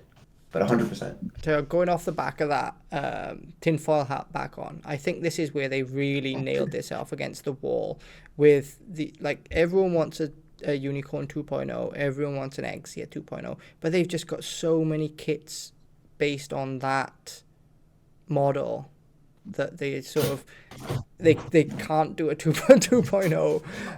Okay. That's my Okay. feeling, yeah. Unicorn. The Unicorn 2.0, I don't really think it's necessary because it kind of got the revamp with the Vercod because in the original release it was like I think it was like the knee joints, and they fixed that in the Vercod release. Um and in terms of the Exia 2.0, okay, right here I built the perfect Exia, and I had zero issues with the perfect Exia, and it used like 80% of the runners from the original Exia. So I I I kind of think that the perfect Exia was the 2.0. Like it was kind of like a stealth release in my personal opinion. Ah, right. Okay. Okay, but I think like from a marketing perspective, that's kind of what's stopping them, because if they release a 2.0, then it kind of makes everything that came on the previous frame redundant, or Yeah. less desirable. So I think that's kind of what's stopping them. But that's cool to know about the Exia, because I built my Exia, and to be fair, like I don't know, it's been about 6 months now, and it's still on its stand. But yeah, I don't see the complaints that people had. But then again, like I said, it's not on its own Yeah. weight. it's not on its own weight, so it can't really. Has anyone else got eggs here that they've had for quite a while that they want to sort of chime in on this opinion? I mean, I have, but it's actually stored away. It's the real grade Gundam Exia that I have. Surprisingly, just like my Gundam Mark II real grade, it still holds its poses, despite being on the older pre-built frame that the real grades used to do. Oh, right, yeah. There's not much weight on them though, is there? Like I heard, like the Sinanju is a problem because not necessarily. yeah, because the Sinanju's like a big kit on that the same frame that the Exia and the 78 uses, and the 2 and the Mark II. So when they start putting big kits on that little frame, I found that's where you sort of start getting the problem. Right. I'm a little busy, sorry. I'm doing a podcast episode. Sorry. That's cool. Sorry about that. Everyone It's gonna loves happen people. to every one of us at one point. Everyone loves people complaining. So come on, what's your complaints about kits? Someone's got to have a kit that they hate or want an update on. Yeah, definitely. Complaining about model kits that already been built. Something that could be better. It's real great Sinanju. Just gonna say it. It's a real great unicorn. It's a real great L strike that I had. Just any real great. It got really It's all great. the Yeah, old- it's I don't know. I got loose joint when I tried to attach the Sinanju shields into Sinanju's hand. Always came loose. I don't know why. And then about the real great unicorn, always loose joints between the psycho armor when I wanna try to turn from the destroy mode into the unicorn mode into the destroy mode. It fell apart, and then just where should I looking? Where's the small part? It's been fell into the carpet, my carpet, and it's like Gone forever. where? Oh my god! I kind of lost it. I found it, and then I lost it again. I found it again. It's crazy. Yeah, like Yeah. building the god. I did the shoulder part, and it's got that one where it's like a peg with like a little nub that comes out, and you have to put it in and turn it. So I put it in, and it went in okay, and then I turned it, and it just sheared the plastic nub off, so it's just like limp now. Ooh. But yeah, They it's said like there's like a little trick where you can put a bit of insulation tape or something. You can cut a very thin amount and just make put it- it on the ball joint, yeah. and then that will like make it stick. Well, it's stiffened up since I painted it, since I did the top coat. I Yeah. want to try But that. yeah, it's like the nub that That is a good pokes idea. out is like 2 millimeters. Like, I would be surprised if it was more than 2 millimeters, and they expect that to hold the arm on. So like I've got my reservations with the RG line, but some people love them. What can you say? Is that why you don't like them? I don't like them because they're a pain in the ass. Like they're just tiny pieces. It's a great reason. It's a great reason. They look great done. Man, how you feel about that? Like if we They didn't have, look great. I think if we didn't have the MGSD, they're the best looking. Like because there's so much detail in a small space. But I think the MGSD beat them now. I think the MGSD look nicer, snap built. Mm. Yeah, they hurt your hands building those Yeah. RG kits. Yeah, they're just tiny little bits. And then trying to you shave the mentioned- nubs, everything has to like if it's got a tiny bit of nub, then it just doesn't clip in. Or worse, if you miss a nub, then you push it in and it dents the plastic underneath because that inner frame is like butter. Has anyone ever done that, Sometimes or you is it don't just know. me? Well, sometimes you don't know if it's part of the Yeah, kit or it's just like a little off piece that you're supposed to cut off. yeah. Yeah. Yeah, and then you force jam it in there. It's gonna Yeah. something. I'll say this, and this is not just for a lot of the like UC kits that I've built, but pretty much any of the master grades now out. My biggest complaint, and I'm probably one of the very few that ever complains about this, is the swappable fingers on the hands. Especially when some of the swappable fingers only have like maybe one or two pegs to even connect. I was like, they get pretty weak over time. Honestly, what this is just my opinion. What Bandai should have done is just still kept the movable hands, but at least put in some stationary hands if you are going to be dealing with much heavier weapons Right. that might Yeah. slip out of the. But no, I guess for some strange reason they decided on that, and honestly, I feel flabbergasted. Or backweight it. Like, I think the problem with the Exia sword, right, is if they had like a massive long peg that went into the forearm, or alternatively had a metal piece that was right by the hilt, so that it was not so front heavy. I think Bandai hit me up. Mhm. We got some gold ideas for you. Yeah. Oh yeah. But I suppose that's stuff you can kind of fix, especially if you're doing like magnet work and stuff. David, have you ever tried doing work with magnets? You'd be the kind of guy I expect. No? You're the kind of guy I would have thought would have been on the magnet game, man. I mean, I plan to maybe when I do the resin kit, Right. I might experiment there. Yeah. So I'm gonna try it out on the new. The new's up front in my backlog. I don't know how far up front, but it's one that I want to do, and I know the fin funnels have an issue, so I'm gonna try magnets on the fin funnels, and then possibly magnets on the shield as well. See how that works out. Yeah, sounds like fun to do that. Yeah, but that's just gonna be that's probably just gonna be a matte coat kit. I'm probably not even gonna line that. It's the Vercar, so it's got the water slides. And I don't think I'll line it. I think it's going to be a bit much lined. Right. Anyway. Oh, speaking of backlogs, how many P Bandai do you have, or how many Bandai do you have? Which got more, P Bandai or Bandai from each of your backlogs?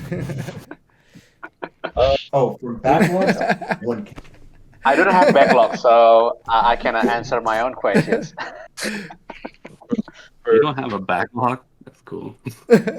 For it's, what was it? For me, it's 50-50 because like majority of my backlog, yeah, I've built already, but then I have the other half I haven't built. But half of the backlog consists of some of the P Bandai is just basically let you see. I was just about to say, the only kits you want to build come out P Bandai. Right? Yeah, unfortunately, I have no choice but to build P Bandai at this point because any late you see release that they're going to be potentially releasing in the future could end up being P Bandai, and in this case, with the mission packs, I pretty much am almost caught up to date with them. I still have to get the last 4 before they move on to the to the ones that a lot of people don't know. I still have to get the J, Q, A, and L types. Oh, okay. Yeah, because like there's 26 mission packs total, and we're almost done.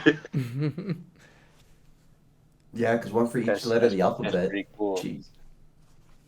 And then if you want to get really technical about it, it's actually 27 because there is one of the packs, the I type, but it's a Jupiter battle specification. Mm. You're going to have to do a comparison for everyone once that's done. You're going to have to do a nice gallery full of all of the different ones. Oh, yeah. I only have one P Bandai. It's a Cathedral Gundam from the Gundam Build Fighter series. Oh, That's okay. my only one P Bandai. The rest of it is a Gundam Bandai version. A couple P Bandai kits. Well, they're actually one because the Barbatos expansion pack, that's P Bandai. Then I also got the High New expansion. The P heavy Bandai. weapon system. Wow. Yeah, with the Ouch. well, here it is, right. So it comes with this Look starter pack. how massive it is. Put it Yeah, away. this Put it thing is away. huge. Make me jealous. That This was the biggest kit in my collection until I built the Psycho. Then the Psycho Zaku just straight up trumped everything in terms of sheer The size. Psycho Gundam Master Grade. But that thing's just No, the Psycho chonky. Zaku. This one right here. That thing's just chonky though, isn't it? It's just like beefed up. Whereas the Psycho Zaku It's- is that like bigger? big. Is that bigger than the Suzabi? Sorry, say again? Is it bigger than the Suzabi, the Vakwan? I can't say because I haven't built the Suzabi just Oh. yet. Okay. But okay. Okay, here's the Virtue for size comparison because everyone's seen the Virtue like side by side. Yeah, it's like a If you get it midget. for reference. It's like a midget Yo, convention. right? So there's Guys. the Virtue compared to this, Oh my god. like Yeah, just like where the size of your hand with the size of the with the size of that Master Grade Psycho Gundam. With your arm. it's crazy. It's That is huge. it's just, Guys, Dave, yeah. I'm terribly sorry. I got some bad news. I have to go to the restroom. No worries, man. No worries. man. Only be brief. Only be brief. I'll be right No back. worries, man. No worries at all.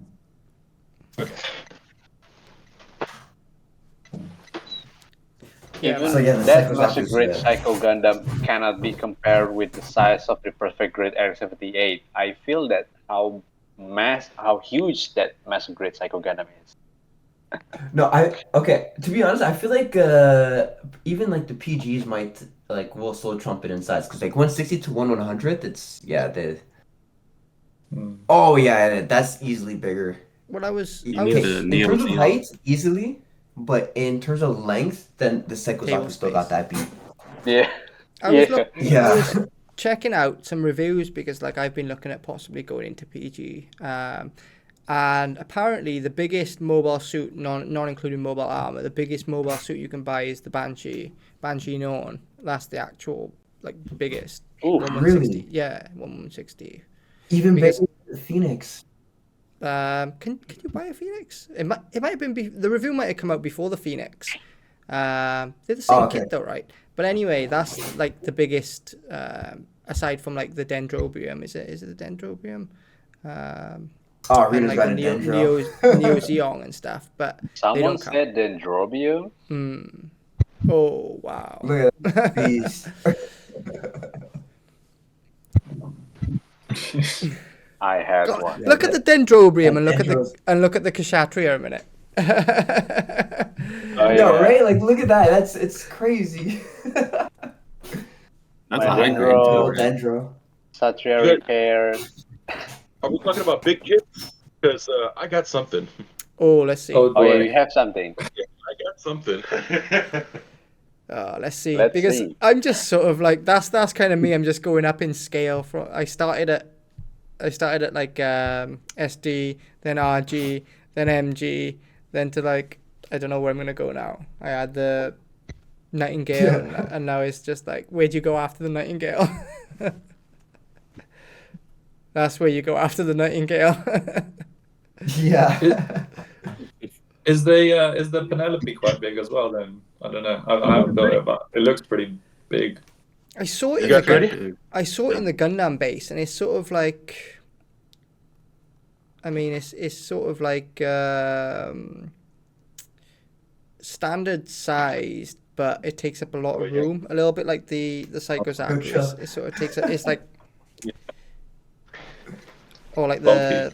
Yeah, like the Nightingale is sort of Jeez. Okay. Sorry. God damn. Alright. Alright, My Chris, God. pull yours out. Who gets this? Yeah, That's cool. I saw it. Oh my goodness. Jesus Christ. What? How long did that take you to build? A week straight, nonstop. So what we're looking at? Damn. We're looking at the Dendrobium and the Deep Stalker, right? Is it the Deep Stalker? Plan Based off- 303 striker. Yeah. This is the master grade. And here's the crazy part. It's a regular release. It's not P Bandai. That's mind blowing. Holy shit. Any of you guys got Faz Full Armor Double Zeta? I do, and I'll show that one too. Do you know what? That's kind of giving me Metal Gear Rex vibes. Yeah, it's that radar. Yeah, it's the radar and the cannon and the like the arm at the Snout, front. the It looks snout, like the yeah. mouth. This cannon Yeah. is a main cannon ripped off of a Pegasus 3 class warship. Oh shit. Stuck on a gun. It's got that sort of like what's it called? The Xeon. It's kind of got a Xeon vibe to it. That has as well. Like not in was it looks, the- but in like In spirit, in yeah. essence, kind of. In essence, yeah. It's got that Xeon kind of vibe to it, where it's just like it's just a gun basically. It's a flying gun. All right. Let's be real here. Isn't that what every mobile suit is basically? Not the ashtray. That's cool. Ooh, What's that? yo, that blending of orange on the white. That's nice. Yeah, that's sick. What is it though? I'm not even aware of that kit.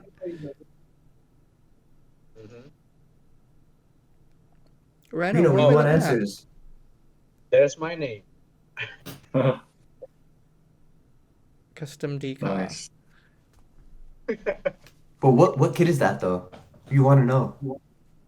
Present it's massive grade. Oh, nice! The General Rebel. Was it the Type C? There you go. There's your answer. Christian knows them all. That's great. He knows all That's 151 cracker. That's Pokemon, cracker. and he can sing the poker rap backwards. Who was asking for the Foz? Me. Yeah. Me. Yep, the Foz version car. Which shout out to Six Barrel Watts. I hope you get yours, man. I'm sure Bandai's gonna crack at any moment. Oh man, I've seen a few for sale on the Thai online websites and a bunch of pre-orders. So I think they're coming. I think they're very close to the pipeline. But it's that color swap. It just makes it look so much meaner than the tricolors. Oh, yeah. When it's the tricolors, it's got that cartoony vibe. But then as soon as they start taking it, like that's another thing that that David does. Like when you take it back down to those sort of neutral colors, they look more like robots, I think. Yep, that's what they refer to them as the parade colors, the traditional Gundam colors. The parade is what they call them. I prefer these colors personally, like the more of the G3 kind of feel to them. Much better. Yeah. It's And leaning already. Oh my. And in truthfulness, like when you're thinking about like It's that gun, man. space Warcraft and stuff like that, they're probably just going to be Battleship Grey anyway, aren't they? Everything's just going to be painted Battleship Grey. Yeah, when you think about it, you're in the vacuum of space, so like kind of having the colors, kind of pointless if you really want that tactical Well, advantage. if it's not sound pink, it's not But- 3 times faster, man. Yeah, I was about to say then they're sharp. Yellow and red and blue makes it go faster. Yo, facts. Okay, guys, I got a question for all of you. Okay. This is gaming related. Favorite game played this year? Oh my Armored god. Core 6. There's a lot of good Elden games. Ring, of course. Do you want to take a breath No, first, man? 2023 was a banger full of years, bro. It was a banger full of games, man. Yeah. Nobody talking down Elden on Ring. But that's last year. I haven't tried Armored Core. I want to try it someday, but Oh, it's this wicked. year, I've tried Elden Ring. It looks really nice. gonna give it a try. The graphics, the bosses, kills me every time. Every time I play it, quickly game over. I tell you you'll what love Armored Core. I tell you what I loved about Elden Ring is that like you just start these random side quests that end up being the main quest. Yeah, I got lost, man. I don't know. This is good. I haven't noticed. There's the main stories that I just explore everywhere, and then suddenly met already strong boss, It'll and then just- I thought it was a first boss. It'll pop out of nowhere. You do a couple of different quests. You meet Blythe. You meet Rani, and then the next thing you know, you're deep into the main story. Yeah. Then I tried another quest, and then I failed again. But so far, Elden Ring is kind of tricky, but it's fun. Have you seen It's challenging, but Have you seen the comparisons on YouTube where they've put assets from Armored Core into the world of Elden Ring just to see how big some of the mechs are? That's worth looking up on YouTube. No. I'll chuck it in no, the I chat if I haven't, can no. find it. There's this one boss in Armored Core, right? I haven't got that far, but there's that thing that looks like a sandworm off Dune. And they put that in Elden Ring, and it's like 3 times the size of like Lindell. Oh, okay. I want to see Jeez. that. Yeah, it's I want to see the crazy. comparison. Yeah, it's crazy. It's So, has everyone played Armored Core then here or not? No, Yeah. I haven't played the Armored I haven't Core. played Armored Core. Daniel has, right? DB36. Yeah, Daniel's been Daniel is another the third member of the Completeers. He's been going crazy on Armored Core and Elden Ring, yo. Nice. My best friend Uh, Theodorus, he has completed the whole storyline of the Armored Core. It's really nice to see him in action. So, He's- is it his like a long mechas- game? His mechas repainted with the high new color scheme. That's really. You should check out the Theodorus F Instagram. Definitely send it No, in yeah, the I'll chat definitely and we'll put it up as well. Oh, But I know sure, Dennis sure. I know Dennis has finished Armored Core, haven't you, man? Yeah. It was the only Armored Core game I've played, but I finished it. Like a while ago now. But I enjoyed it. I started New Game Plus, and then I was like, I don't know if I've got time to Do go that through the again. story again, basically, and then I just stopped playing it. But I really enjoyed it. Yeah, it's not as hard as Elden Ring, but it does have its challenges for sure. Had a few controller moments, throwing controllers at the couch at some point. Yeah. First Great time. First time I ever played Armored Core. Well, when it first came out, it was on the demo disc back in 1997. Jeez, that's a demo disc. Yeah, I remember those days. Yo, I lost some core What memories. was right the there. other game that came out on PS1 that had you? It was basically like an on-rail shooter, but it had you going through like this underground maze. Oh, what was it called? Oh, this is gonna bug me until I think of it now. Not Time Crisis. No. Nah, man, it was like a mech game. Tunnel Front B1. Mission? Tunnel B1. I think so, That was I had never. that was another one. Like I that got and Armored nothing. Core just handed me my ass over and over and over when I must have been like 8 years old or something. It's just like the thing too is they don't tell you how to play. You have to figure it out. Like in the Armored Core games back in the day, oh man, you didn't have no repair kits. What was that? You actually lost money. Yeah. And They'd still take out how much your ammo was, right? And then what made it worse, you incurred a debt. Like you'd be in the negatives. And one last thing too, was they didn't even tell you how to play. They don't even give you instructions how to play. Like you have to figure it out from the get go. Basically, they put you in a sink or swim situation. Oh, Yeah. Like, It's like It's trial by fire. challenging, Here though. you go. yeah, Basically, it's like, all right, go, bam, have fun. Wait, what? Oh shit! That's how it was for a lot of us. And honestly, that's the one thing memorable about Armored Core is basically they forced me to figure stuff out, throw you in the fire, and just hope you survive. Many Yeah. people ever played the game for the first time. They're like, man, fuck this game.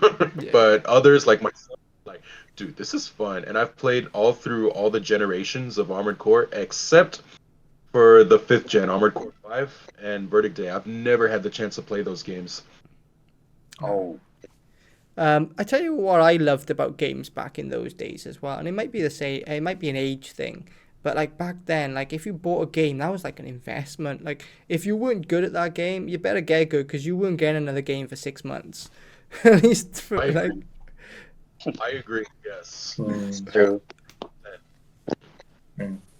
Yeah, like Yeah, that's why I Ten- feel like it's Tenchu as well back then. That was another one that was like Oh, the way people talk Tenchu. about Souls. It was like, yeah, you had Armored Core and you had Tenchu, and those were the games that really tested. Like if you could, oh, I'm on level 3 on Tenchu. Like, yeah, you were the man.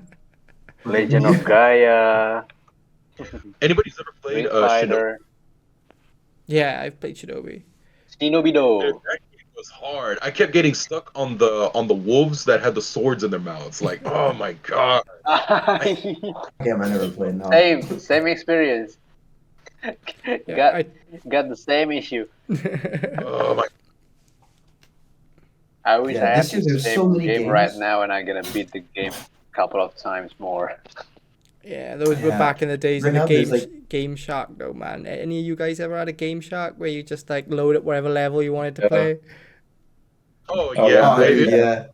Game Of Shark course. Action Replay on the DS. Action Yeah, of replay, that's course. it. Yeah. I was Yo, the man, kind of this guy. year there's Like, what was it? I was the kind of guy where I would always constantly use cheat codes throughout the entire story campaign of Grand Theft Auto San Andreas. right? Just plug the Game Shark, and the game will do the rest. I played it with Spider-Man. Spider-Man game. I used cheat codes Oh, Spider-Man 2, the OG. for infinite webs, infinite health. Oh my god. Yeah, that was the thing. And then my cousins look at me like, dude, you're a freaking cheater. I was like, hey, it's not cheating. It's a game. Right? It's not cheating, it's a strategy. Yeah. Yo, surprisingly, this year for Smart like move. games and whatnot, Oh, ridiculous surprisingly year this for year for like games. games and whatnot, yeah, I like a lot of the games that I low-key wanted to play actually came out on the Switch, man. So like apart from Final Fantasy 16, Spider-Man 2, that one I still didn't get yet, Spider-Man 2. Besides those two, everything else is like dropping on the Switch that I really want to play. So like a Super Mario RPG. I don't know if any of you guys have played the original on the SNES. That was a Nope. classic game. He used to play that, and it was pretty fun. Yeah, yes. Super Mario RPG was a banger. Then Tears of the Kingdom also dropped on the Switch. I really want to get my hands on that too. Haven't played it yet. Fuck. What else was there? Then Super Mario Wonder, like that too, like that recently dropped. I want to get my hands on that. And most of the games there that are actually catching my eye are coming off of the Switch instead of like my preferred console, which is PS5. So like that's surprising. I had a moment with the Switch But next last year year. though, I had a moment with the Switch last again? year, but this year my Switch has just gathered dust. But last year, like all those Square Enix like 2.5D sort of RPGs sort of started coming out. Like I forget all the names. They got all those weird names like Bravely Default 2 and all the rest. Like yeah. Triangle Like Strategy. King's Lair Um, and shit like that. Oh man. But I picked them all up and then I spent like 20 minutes on each one. Forgot what the hell I'm doing. And then they just sat there in the drawer. Because it's just like it takes so long to learn these RPGs and stuff, and it's just like once you go back to them, you're like, what am I doing? What am I supposed to be doing again? Like I played Persona 5 for a little bit, and then like I've got more chance of getting back into Elden Ring than I have getting back into that, because I just don't have a clue what I was doing. Yeah. It's like, why am I here? Why am I talking to these people? Wasn't I harvesting something? Was I farming? I don't know. Forget. RP. Oh, do you guys play Dark Souls 3 as well? No, I missed Dark Souls 3. Similar with No. the Elden Ring? I miss out on Dark Souls, unfortunately. I played Demon Souls and Dark Souls 1. Dark Souls 2 I tried the beginning of, but then it was so like similar to Dark Souls. I sort of preferred Bloodborne at the time. Sorry, my battery. I No, I'm really getting love Bloodborne. Dark Souls 3. It's really my first time experience in strategic and role play gaming in such a great boss fightings until I bought this Nice. cool Dark Souls art book Nice. filled with so many That's artwork. And then the places, right? When we fought any bosses, and then couple of the details of every bosses, right? And then the enemies, and then the knights, the NPCs, or such a horror look like. This Yeah, it's nice. it cost me a fortune, but it's really nice to be collected in my book collections. Oh, Oh, for check sure. it with the NPCs. Yeah, they put a lot of work into it. Absolutely. Yeah. Dude, I'm like you with my Final Fantasies. I always go for like the deluxe edition. So like I have 15 deluxe. Oh no, wait, not 15. 16 deluxe, 7 remake deluxe, and I have the Rebirth pre-order deluxe edition on the way. Mm, the weapons. Nice. Cool. Nice. Kinda gave me the inspiration to build the next custom of Gunpla. Oh wow. Imagine That's dope, man. I can build like this, like the demon, like the fire demon, and Dude, get then a Zoid kit and build it like that. That would be insane. That would be insane. yeah. I've seen quite a Like lot of imagine kits. converting the legacy. I've seen a lot of kits Go posed on. in that Dark Souls, King Artorias pose, or Lord King Artorias, or whatever he's called. Artorias, yeah, The from Lord Dark Artorias Souls. pose. I've seen so many Gunpla posed in that pose, which is basically just the Berserk pose, right? Right. We got any Berserk fans Imagine here we can today? build a Gunpla diorama like this, like this. The dragon place. You'll get there, man. I'm seeing your edits, and you're not far off already, man. You'll get there. Looking forward to Oh seeing what you can do. yeah. I don't know. I don't That's know. that's The for 30-minute using mission. Photoshop. Oh, Has I anybody was going seen to a say the Frozen? 30-minute mission Spinatio nighttime. That's like quite Elden Ring, isn't it? Dark Souls. I've not seen any of those. Mhm. Like I've briefly seen them like on YouTube and stuff, but I've not really took a look at 30-minute missions at all. All I know is you can Yeah. get Are you a talking weapon. about You can get a weapon pack with like twin Uzis, like Matrix style, and I really want that. And the armor set. Yeah. But yeah, man, Yeah, they're well cool.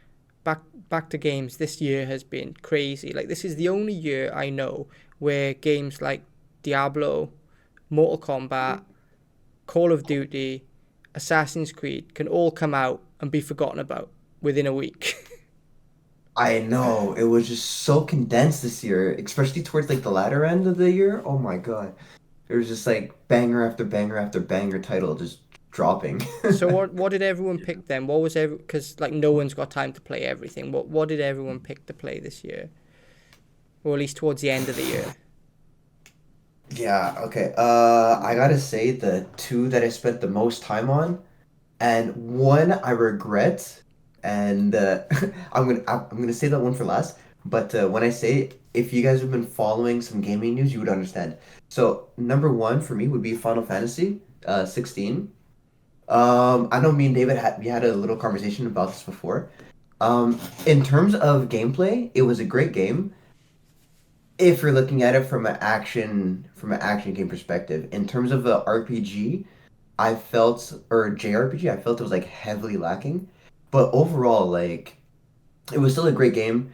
I personally would give it like a 7 on 10 because I'm coming from like the PS1 Final Fantasy days and like coming from turn-based combat, ATB gauges, and like a whole strength weakness system, like element wise, fire versus ice, that kind of thing. That wasn't there in 16, and I was kind of looking for that, but it was still a great game. It was a Final Fantasy game in story more so than actual JRPG elements, but yeah. So, and then the second game was Destiny. Me, I've been a Destiny player from I think Forsaken, that's year two, Destiny 2, so that's like 2017, 2018, I think. And as of late, actually, right before Halloween, Bungie, the developer, they laid off I a was gonna good ask 8% of you, the company, which, yeah, oh my what do you God, think and of that? everything got. I think the writing's on the wall for Destiny 2 It's the because last so expansion, though, isn't it? It's the last expansion that's just come out, if I'm not yeah, incorrect. okay. So the the last season, I think it's season 23, Season of the Wish, just dropped on Tuesday, and that's supposed to be the final season before the final expansion, which was Right. originally scheduled to drop February, at the end of February. But then due to those massive layoffs that happened at the around Halloween, and those originally happened because they missed like 45% of their targeted income or something like that. And so that led to the massive layoffs, which further led to delays and content getting like stretched out. And yeah, so the final expansion was supposed to drop end of February, now pushed back officially till June 4th, I think it was 4th or 5th of this year. Wait, you guys are talking So about that's Destiny? the, yes, yes, we are. Oh, I'm surprised that how long that game has been going, especially with all the expansions that have been constantly. It's just like, Yeah, oh man, it's quite something. Honestly, I haven't yeah, played in a good while, It's one of so the I only definitely. yeah, no, it's one of the only AAA like live service live kind of service. games that actually ended up being profitable. I know there's a lot of like Hmm. AA and indie games that are profitable, but one that had a lot of money pumped into it and was making money. But my theory on that is obviously it was published by Activision that were bought by Microsoft, and Destiny had a exclusivity, or at least first dibs kind of thing with Sony. So I think a lot of that is Yeah, probably sort of like affected it a lot as to where it's going to get money from for its next sort of venture. I think that's where higher ups were probably looking at the next quarter and realizing if we spend out X amount on wages, we're going to tank. So that's that's yeah, that's my theory on it. But it's a sad day. It's a sad yeah. day when Personally, like not Destiny, but Bungie for me is like one of these studios. And when we've seen like Free Radical Design, which is the guys behind Time Splitters, and what's happened to them, to see another company that possibly might end up like that, it's a sad day. But then on the Yeah. other hand, yeah, we've got companies like Remedy, which for years we thought were gonna like on the verge of death, come back with something like Alan Wake 2, and I think that that's like a or oh, things dude, like even Control too. Control's a banger. yeah, yeah. But if it wasn't for but they had their hard times. They sold off Max Payne. Max Payne 3 was a Rockstar production, right? And then they ended up doing that weird TV cross thing, Quantum Break for Microsoft before actually going into Control. And they had a lot of negative press regarding the Alan Wake 1 remaster and pre Alan Wake 2. That was getting a lot of flack because it's exclusive to Epic Games on PC. But it's one of those things like it's one of the things that I personally am actually finding now with the work that I'm doing, which is like if you don't get funding, you don't get work done. So it's just Yeah, all if they're getting a paycheck of Epic, then like that's what's making the game a reality. You can't really argue against that, especially in these climates where unless it's a sequel of a sequel of a sequel, or a shooter or some sort of like Fortnite clone, it's just not going to get greenlit. So that's like one Yeah. one victory in, but then you've got like what happened to Destiny in the same month, and it's like, wow, how can like what's the word, like how can there be so much divide in yeah. but in a way, what's kind of happening to Bungie is kind of like their own fault because like they started, so like within like the last couple years, they did start like passive aggressively monetizing like a lot of things in game, and then like recently, like 2 days ago actually, they dropped another package. It's like you'll buy three exotic weapons, get some random amount of like in-game currencies for like $15, and that's targeted at new players. And it's like moves like that when to get into the game, you already have to spend X amount of dollars just to catch up with to get access to all the expansions. Then you're gonna throw like another $15, 15 $20 depending on the region. Uh, I guess Have you, enticement to play. No, Have you like, you heard know, the like this is secondhand because I don't have the game, but I read an article and I saw a few YouTube videos that sort of correlated the fact as well that Diablo 4, right? It's just had season 2 come out, and you know, like you can buy the kits, right, with all the stuff for the new season, yeah. But you have to buy a certain amount of coins, in-game coins, to buy it. Well, the kit was like literally a tiny bit more. Say the in-game coins were like 24.99. Well, it was like 28.99 for the. So you had to buy like two.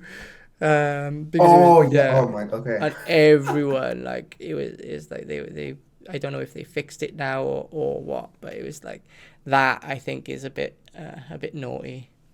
Like if it's I 20, if honestly it's feel, like they could have put it out for I like feel twenty like four that. ninety nine or whatever, and then just had everyone buy one pack and have it done. But they know, okay, so we'll just put it a little bit more, and everyone has to buy 2 packs, and then waste all these coins that they're not going to use or whatever.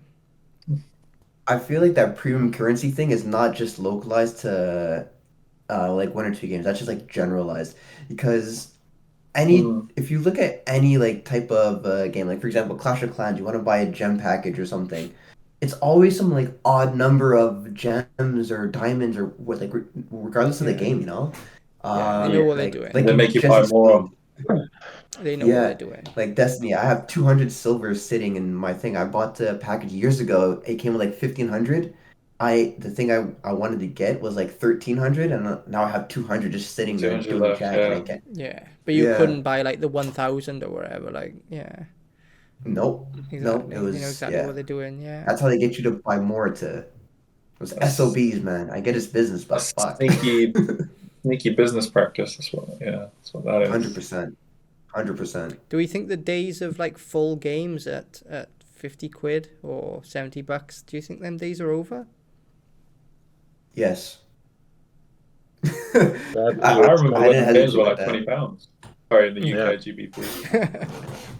I That was mean, like back in PS1 the days. day, Yeah, I remember Yeah. those Yeah. days too, man. But I think Dude, for back in three the day, three generations now, it's been this price though. It's been like PS3, PS4, PS5. Well, PS5 is not, isn't it? PS5 is like 69.99 retail, but no one sells them at Yeah. retail. I remember back when I was a kid buying Pokemon Crystal for Game Boy Color for like 30 Canadian. Nowadays, like a full Pokemon game is like easily $80 Canadian before tax. I can So remember it's like, trading stuff like Earthbound in to get like a PS1, and like Earthbound is like what, yeah, $1,000 man. now or something. You know, like the games I saw like Mega Man X and Symphony and not Symphony, Super Castlevania and stuff, and it's just like the prices are crazy. And these are games that as soon as 3D came out, no one wanted anymore. You just like literally gave them away, like trade them in Yeah. towards Tomb Raider or Gran Turismo or whatever. Yeah. Oh, yeah. Is anyone looking forward to the new GTA? Not really, The personally. trailer's about to drop, isn't it? Yes. Personally, I am quite curious to see what they're actually going to unveil because people have all these ideas of what like what supposedly has leaked, but we won't know for sure until the actual trailer drops. And then I'm going to be laughing if a bunch of people had these ideas of GTA 6 and they were wrong. I'll tell you something that crossed my mind. Like, we're all roughly the same age, right? The 2000s is further away than Vice City was when that came out. Oh, fuck. God. Yeah, that made me feel old, bro. God damn. That's So when Vice City came out, Really? that was closer Dude, to I was in current time elementary than school like if when that one came out. That's what. Okay. Oh man. Actually, that's a bit random. Yeah, because I still remember to this day. I had rented Grand Theft Auto Vice City, and somehow the following day, all the kids in my neighborhood found out, and they were at my front door at 8 o'clock in the morning on a Saturday. Hey, Christian, can we play? And I'm just like, play what? Grand Theft Auto. I'm like, who told you it? Oh my god. Oh, I got a Yeah, funny we story had with that. Grand Theft Auto. When GTA 4 came out, right, I was in comprehensive, so I don't know what that is in American terms. High school, right? Probably like that. And we ordered from, was it play.com back then? And you used to get like a day early. But our postman used to Street come. This was Fighter? back when postman, came at a random time. And he came between 12 and 1 every day. So me and my best mate who ordered it, we were like, okay, we'll go into school in the morning, right? And then dinner time, we'll just fuck off home. So we fucked off home, played GTA 4 as you do, right? That was back when TVs were small enough that I could like hunt mine down to his house and we'd play together. But we went in the next day and he had like a note written up by his dad who'd like written this note that he was ill or this. And our head teacher caught us both and they were like, why weren't you in school yesterday afternoon? And he gives this note over. And then like she looks at him and just like, okay. And what about you? And I was like, I was at home playing GTA. Looked her dead in the eye and said it. I played GTA when I was a kid. It was fun, but There was like zero repercussion there as was one- well. I think she gave me detention that I didn't go to, and it was like, Dude, there was I one played instant. GTX a long time ago, and I always win when I use automatic cars. And when it turns out I wanna drive the manual, I always lose. Yeah. Manual is much harder than automatic back then. I'll tell you what I loved about GTA back in the old school GTA days, Vice City 4, is that you had to wait for the bridge to open, right? But you just get like steal like the fastest car, like a cheetah or something, and then just try to jump the bridge. Yes. The bridge. I remember that. Yes. Yeah, let me punch in that cheat code real quick. Yo, facts. Or even Yeah. like the helicopter Chico just fly over, instant 5 stars, yo. Yeah. No comment further. Oh yeah, and I it was say yes. it was like as long as you could live long enough to buy the cool clothes, right? As long as you lived long enough to go and buy the cool clothes or the cool weapons, it was okay. And make it back. Yes. Yeah. Like, full disclosure, I've never played GTA 5, but I played 4, Vice City, San Andreas. I played all those ones. But 5, I don't know, for some reason, when it dropped on PS3, I just didn't bother getting into it because I was still playing like 4 at the time. And then it got re-released on PS4, and I thought about it. I'm like, you know what, it's a contender. And then time went on. I'm like, you know what, just another GTA game. By the time I probably get into it, 6 is gonna be around the corner. Here we are, 10 years later, fucking 3 gaming generations, console generations deep. We're still on GTA 5. Yeah, I was like, that's crazy. But when you talk about games that we thought would never see the light of day, though, like, do you remember that game on PS3, The Last Guardian, that was like in development for like 10 years? I heard about Yes. that. I haven't played it. Yeah, Baldur's that was a Gate, bit. Baldur's Gate It 3. wasn't that good. That was a And Final Fantasy 15, which at the time was called Versus 13. yeah, And then they Final Yes, Fantasy dude, 15. yeah. And the remake, they were talking about that for about 15 years as well. There's Yeah. so What many about this games one? that I thought would never Beyond Good and Evil. be on. Do you think that's coming? 2, no. I don't think 2's happening. It's been in the It's not development it's not gonna- pipeline and development hell for so long. But they just don't know what it No, is, I right? think it's dead. Like, I think Beyond Good Yeah, and Evil but sort of the way hit the that. first one dropped. Yeah, when Okay, the go on, first you game, first. sorry man, when the first game came out, it was like classic Ubisoft. It was weird. It wasn't quite a platformer. It wasn't quite an action game. It was like one of those weird like Ubisoft ideas from that sort of time period. And I don't think they can really recapture that anymore, because what's a Ubisoft game now? You climb a tower and then you climb another tower and then you climb another tower and then you realize there's 20 things you have to go and collect for no reason at all. Yeah. Yeah, I think Beyond Good and Evil 2, it's dead. They just don't want to announce it. They're just trying to string the fans along. That's my opinion on. I think Good and Evil Ubisoft. 2. I think Ubisoft has fell a long way. Perhaps they're doing better Mhm. financially than ever before, but I still remember the studio that brought out like Beyond Good and Evil 2 and rebooted Prince of Persia of all things back then. Like when that came out, oh my god! And when they did the second one, Oh. maybe it was of the time and probably looks like a bit naff now, but when what was the second one called, where he went all emo and like dark, but for then that was like super epic. It wasn't Sands of Time, was it? No, Sands of Time was the first one. What was the second one called? Warrior Within. Oh, that was really good. And it went real dark as well, like properly dark. Like pulling hearts out of chests and total Mortal Kombat. That was really cool. Yeah. Really Trying to enjoyed appeal to a wider audience with that, I think. that.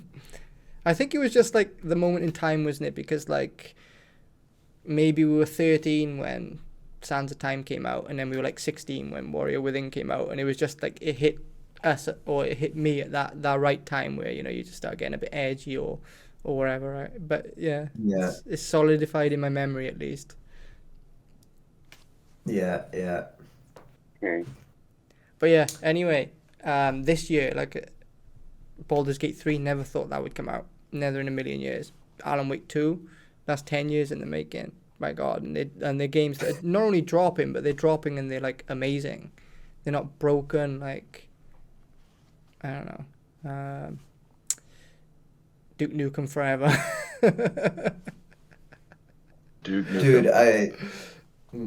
Forever, I feel like that was a waste of a game. Or I've and seen this is some YouTube gameplay, and I never This- bothered to get this into is- it after that. this is probably a controversial one. Or Halo Infinite. I never played Halo Infinite. No. No, I mean, Any other? No. Team PlayStation over here. Well, there we are then. That's my point exactly. By the time Halo Infinite I came out, played it just The shit sailed. Sims 3. I played the third The Sims. You know, building a house, making a family. Simple game. Just What- from computers. What about The Sims? Metal Gear Solid Delta? How's everyone feeling on that? Metal Gear Solid Delta? Oh dear. I only don't played the know. beginning. So you guys might want to fill me in. I never tried to end the game. They're remaking Snake Eater without Hideo I'm looking forward Kojima. to it. Mhm. Oh yeah, that looks great. Oh, we've got company. Special guest coming in. Hello, hello. Hey, dude. Hello How's there, things, guys. man? Oh, Shadows. I just made it back. I went shopping with my girlfriend. Yeah, you did say you were going. What's up? Hey, man. Yeah, How's Christmas things? shopping. Quite expensive, to be honest. Now I'm broke again. It's holiday season.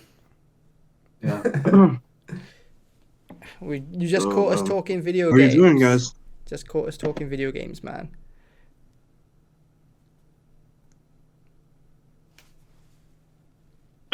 Let's see, what other video games? Yeah, because there's so many that I've played. Anyone played Liza P? No, I see you're playing that though. How was that? Oh, I'm loving it, man. Absolutely loving it. Like, it's a Souls-like game, so it's very Bloodborne-ish, kind of Sekiro-ish, but it's sort of a take on the Pinocchio, the fairy tale, not the Disney character. Really steampunk sort of aesthetic. But the weirdest part about it is it's actually developed by a Korean studio. So that's like the first Korean game I've ever played.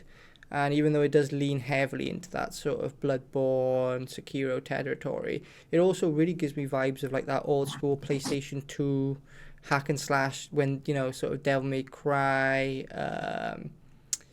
what's the other one called? The other ninja one. Ninja Gaiden? Ninja Gaiden, yeah, Ninja Gaiden. It gives me that sort of vibe where even though it's like it's a Souls like game, you still got your leveling up, you still have to take your time around enemies. Like it's about you have to really aggro them, you have to really push them, and that's sort of what separates it. Like a lot of people try and play it like a Souls game and then find it very, very difficult. And then when you're telling them no, you just have to push harder, like, and they're like no, they don't. But if you like in Dark Souls, you sort of train yourself, don't you, to watch for moves, and then if they're incoming, to sort of sidestep it or this or that. But you've got moves in there which you can't block, you can't sidestep. So you have to parry. So there's a lot of parrying, and there's a lot of like stepping into people's guards. So you have to step forward into their attack because you're tiny and you're up against these like massive contraption. So you're stepping into their guard or watching the direction they're swinging from and stepping into their swing.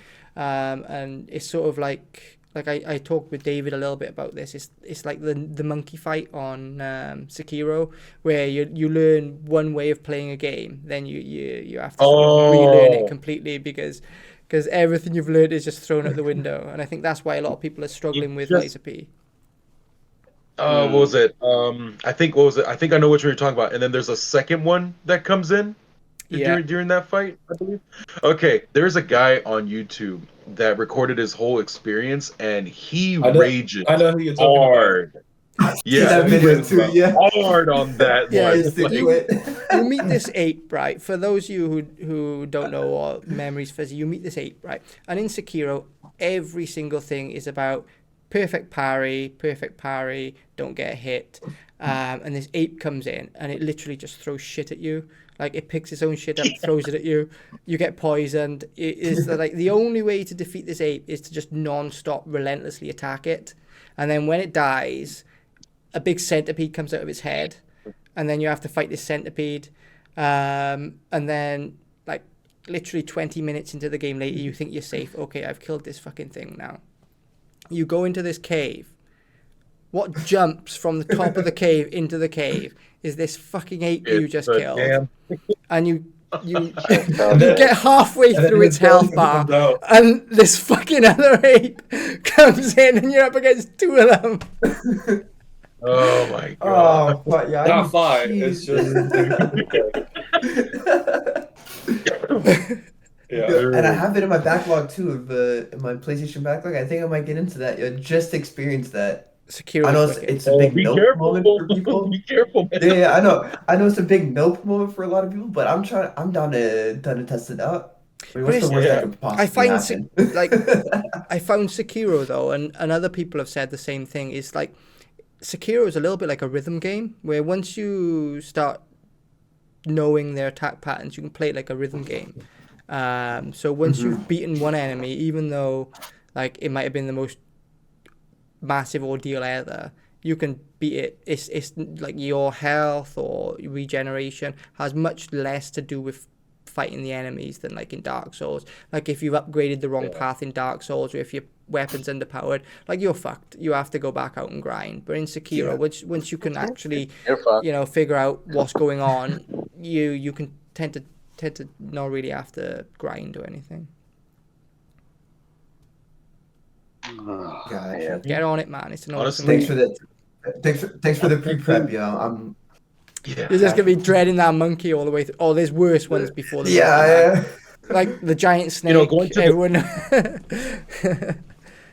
the subject of how these difficult games, it brings up this other topic I was thinking of, the fact that a lot of the people who are playing games nowadays don't like the games to be very, very hard, and I think it's also mainly due to the fact that they've been from what I've seen, are playing video games more of like a theatrical feel to them. Basically, they want to feel like they're watching a movie, and they've got that option, which, right? I mean, I get it. Like those games are fun in their own right, but not everyone wants an easy game like that. There's people who want a really good challenge, and unfortunately, like some of the people who play these games leave the bad reviews just because they have a hard time, or mainly due to the fact that they've rarely played these difficult games before. And I honestly don't think that's fair to the game. Skill. Yeah, exactly. It basically brings up the whole get good. Like the same thing in Armored Core 6, I'm sure you guys know. The tutorial boss. People quit on the tutorial boss just because, I can't do it. Like the helicopter. Yeah. Wow. Okay. One. People legitimately quit the game just because they can't beat the tutorial boss. Took me quite some tries, maybe 3 or 4 times. Yeah, same here. In that moment, when you realize how the patterns are or work, it's an easy one, Yeah, and that works for every boss. But you I, understand. I think even it was about the same for me as well. And even if the times when I died, I didn't like not enjoy it. I still enjoyed it very much so. Oh And yeah. then it's just that added level of satisfaction once you do obviously beat the boss. But every time you fight them, it's still like it's a challenge, and you're enjoying that challenge. Yeah. That Yep. makes sense. That helicopter in particular, I think that whoever programmed the attack patterns on that helicopter was very good because it taught you the way that your different, your shoulder weapons, your main weapon, your stamina Yeah. gauge or whatever it's called. It taught you without putting a big text box up and having you to read. Like you died once, you go, okay, I'm not gonna overuse this weapon anymore, or perhaps Oh yeah. like I have to risk it a bit more and go in for that one or two melee hit, or maybe I need to position myself behind a building rather than in the middle of the fucking ditch that he finds you in. Like Yeah. I think, yeah, It gets you thinking. It does. Like okay, the usual patterns of the way I play games is not gonna work. Okay, I need to figure something out. Like this is not working. So I gotta think of all these other different ways of killing this guy rather than just one track it. yeah. I'm not very far into Armored Core, and we were having this discussion quite a while back when it first came out. But I think that Armored Core in general, but definitely from where I've played of Armored Core 6, though, it's kind of pushes you in like a light build direction, though.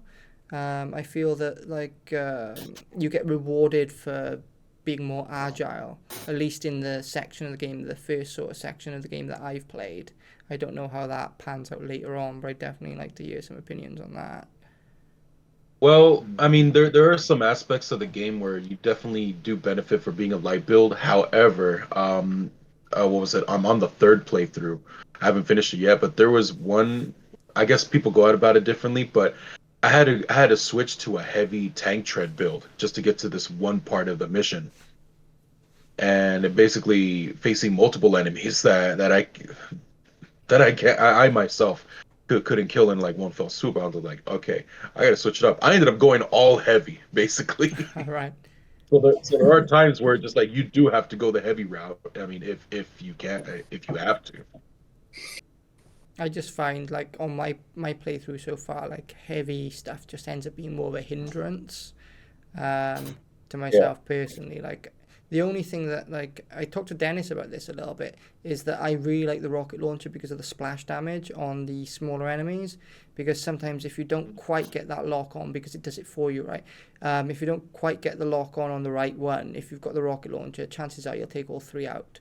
But then I'm sort of balancing my rocket launcher up against everything else, and that's where like the only time I find that I tend to want to have something with a bit more what do they call it in the game, like the legs or something where you can carry a little bit more load. That's it, isn't it? Where I can have a bit more of a load. Yeah. Oh yeah. And surprisingly, like I'd never used these weapons before, but the shotguns. Like Same, in the yeah. previous Armored Core games when they had them, I never used them because I mean they just never worked well for me at least at the time. But now I realize the usefulness and of the shotguns. I'm like, oh dude, freaking Zimmermans all day. Yo, chill. Yeah. I think that's like the broken build. That's The what only- everyone resorted to.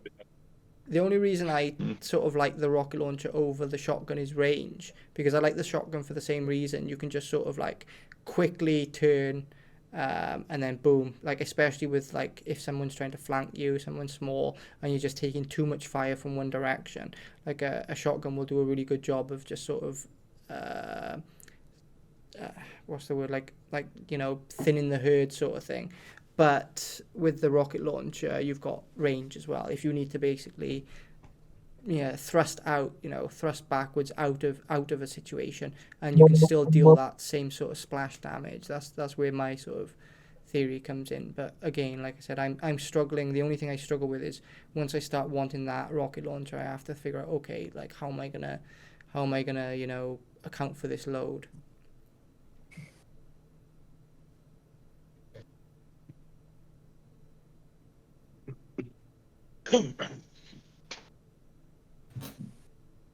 uh, something else too that I guess they ditched now from the previous games. Because I'm not sure if any of you guys have played any of the previous titles or if Armored Core 6 is your first one, but back in the day, of course, the more ammo you used, the more it was going to run up the money that you were going to earn.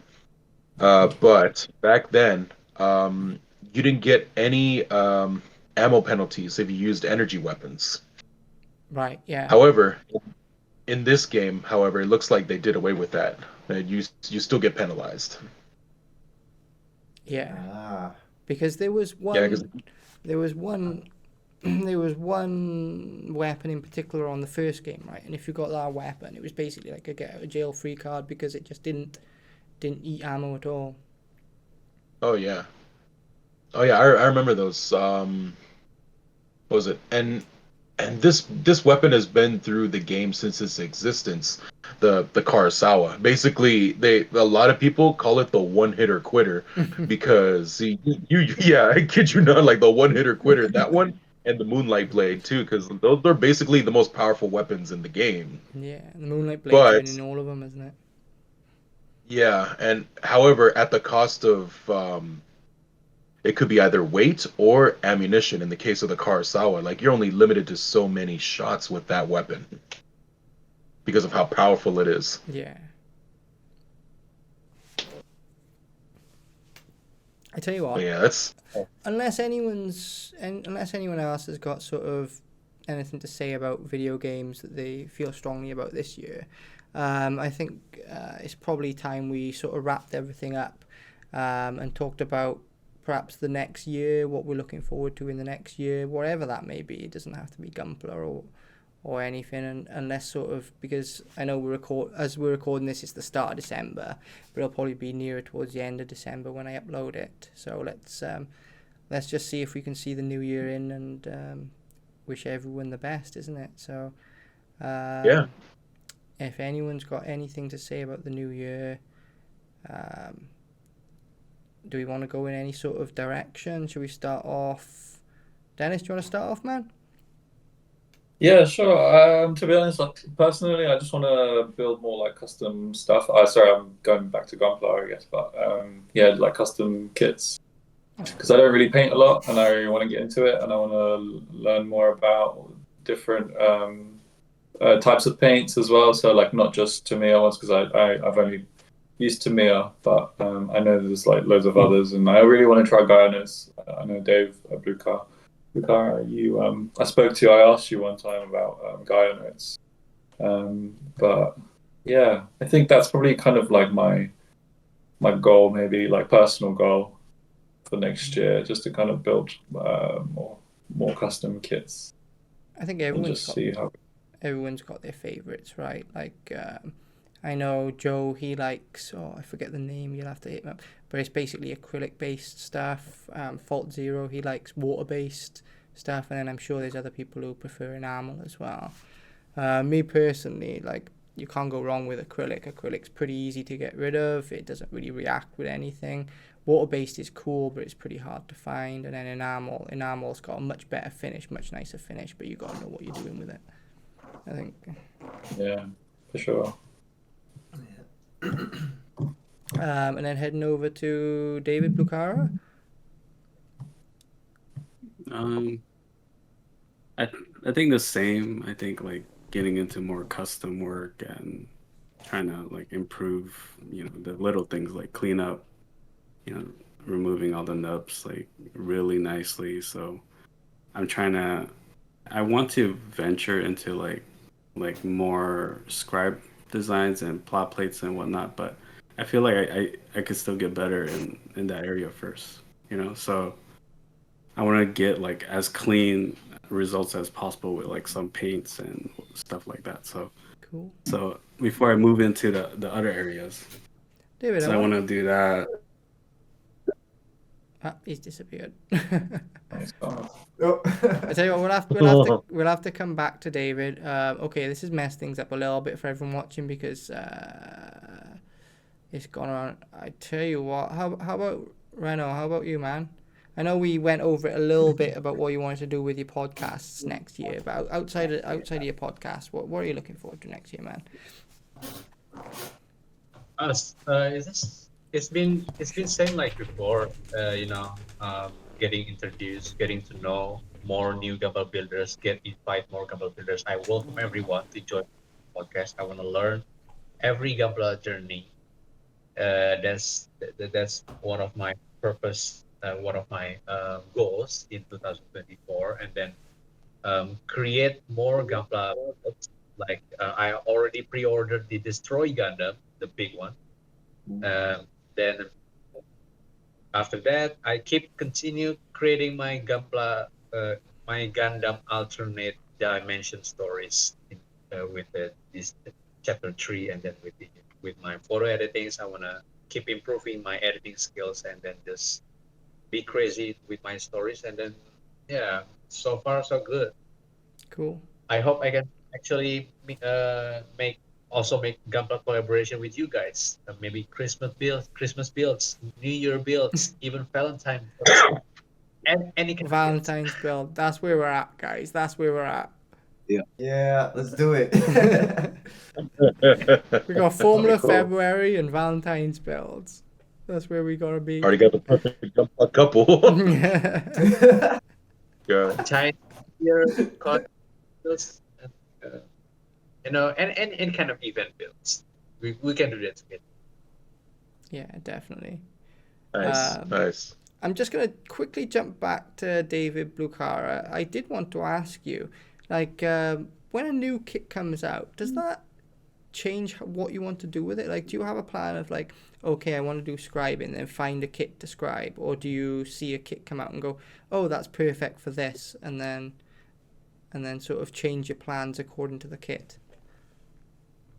It's honestly it's just on the go. I don't really I really don't plan anything. I just whatever is like exciting, or if I feel like there's a lot of hype around it for me, I kind of just go for it. So Cool. I tend to like just skip over my backlog or whatever just to do whatever. But like scribing, that's I don't have a plan for it. It's just everything is random, honestly. So I don't. I think next year, I think for sure I want to plan it more and have like a you know draw out the designs and actually try to do something like that. But at the moment, I'm just just scribing along the current lines, or just rescribing it just to Right. make it to get good at that part first, and then but like scribing itself. I find it so funny no. when he talks about getting good at stuff when you see his work, and it's just like, I don't know about you guys, but it's like he's up there, he's up there, with, and then he talks He's up there. about getting good, and it's just like, And you know what he just said about scribing, like scribing along the like current panel lines and stuff. Like I find that really hard, and let alone scribing new panel lines. Do you know what I mean? That's So I'm something. still like have to learn and like get a steady hand when I'm like doing it with the chisel tool. Dude, that's something where like in old Warhammer you had to do, because otherwise like it was just a blob. They these little tiny metal kits, and there was so many burrs and edges, like you had to go at them before they even looked like what they were supposed to look like. Sure.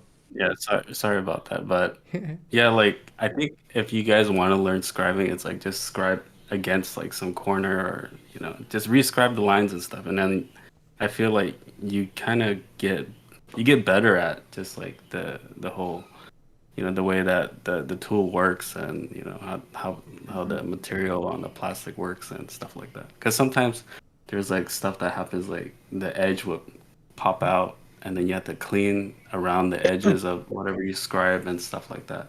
So you kind of have to like learn how to bevel out the edges and stuff like that, or sanding and whatnot. So like learning, I learned a lot just by just going back and forth. Even though you slip, there's still ways to fix it. Like how Gunpla Loop, he has tutorials on how to like clean it up with the glue and stuff like that. Yeah. So there's still a lot to learn from that, and I feel like just in that area alone is like there's I don't know, there's something about like this part, right? This material on like gray pieces, it's harder to describe for some reason. Like the white pieces, they're easier, and then they're more butter, like it's more smooth to go against. But like there's certain areas on like the gray pieces that they kind of like peel too quickly or something. I don't know. So I'm still working on that area, and it's hard for me to do it honestly. So so like By I think peel too yeah, things quickly. like that. Do you mean that the plastic is brittle or something like that? Yeah, it feels like it's more brittle, and it's not when you run against like this piece right here, it kind of like skips or it jumps a little bit. But if you do it on like a white piece, it tends to be like more smooth. So I don't know. I don't know, it's just me, It's just difference but in plastics, I isn't there? Possibly yeah, pigment I as think well. so. It's probably a heavier Yeah, pigment to get so that color. right. So I'm learning to do that stuff, and then, it's kind of difficult for me, but I don't know how other people do it, Well, that's but definitely the yeah, next. That's definitely the next steps from your painting and stuff, isn't it? Is plate and working the plastic the way you want it to work. Yeah. yeah, Got yeah. faith in And you, I don't man. even know if I want to do that. We're gonna see some cool stuff from you. I can see it now. Yeah. Yeah, definitely. Okay, so I tell you what, we'll do this a little bit differently because he's late but great. So we did it a little earlier in the day, but we went over sort of our highlights as to what we enjoyed throughout the year, what we're building now, and then what we would want from Gunpla in the following year. But we'll sort of mix it up and put it in here. So we've got Nomad Stratos. That's his handle on Instagram. So if you just want to introduce yourself and go over it. I think my camera's just died again, so bear with me 2 seconds. Carry on whilst I'm changing the battery. Yeah, my name is Alex, and I'm currently in my last year of university, and I started about 5 months ago with social media, and yeah, I like to edit, try new things with airbrushing, taping stuff.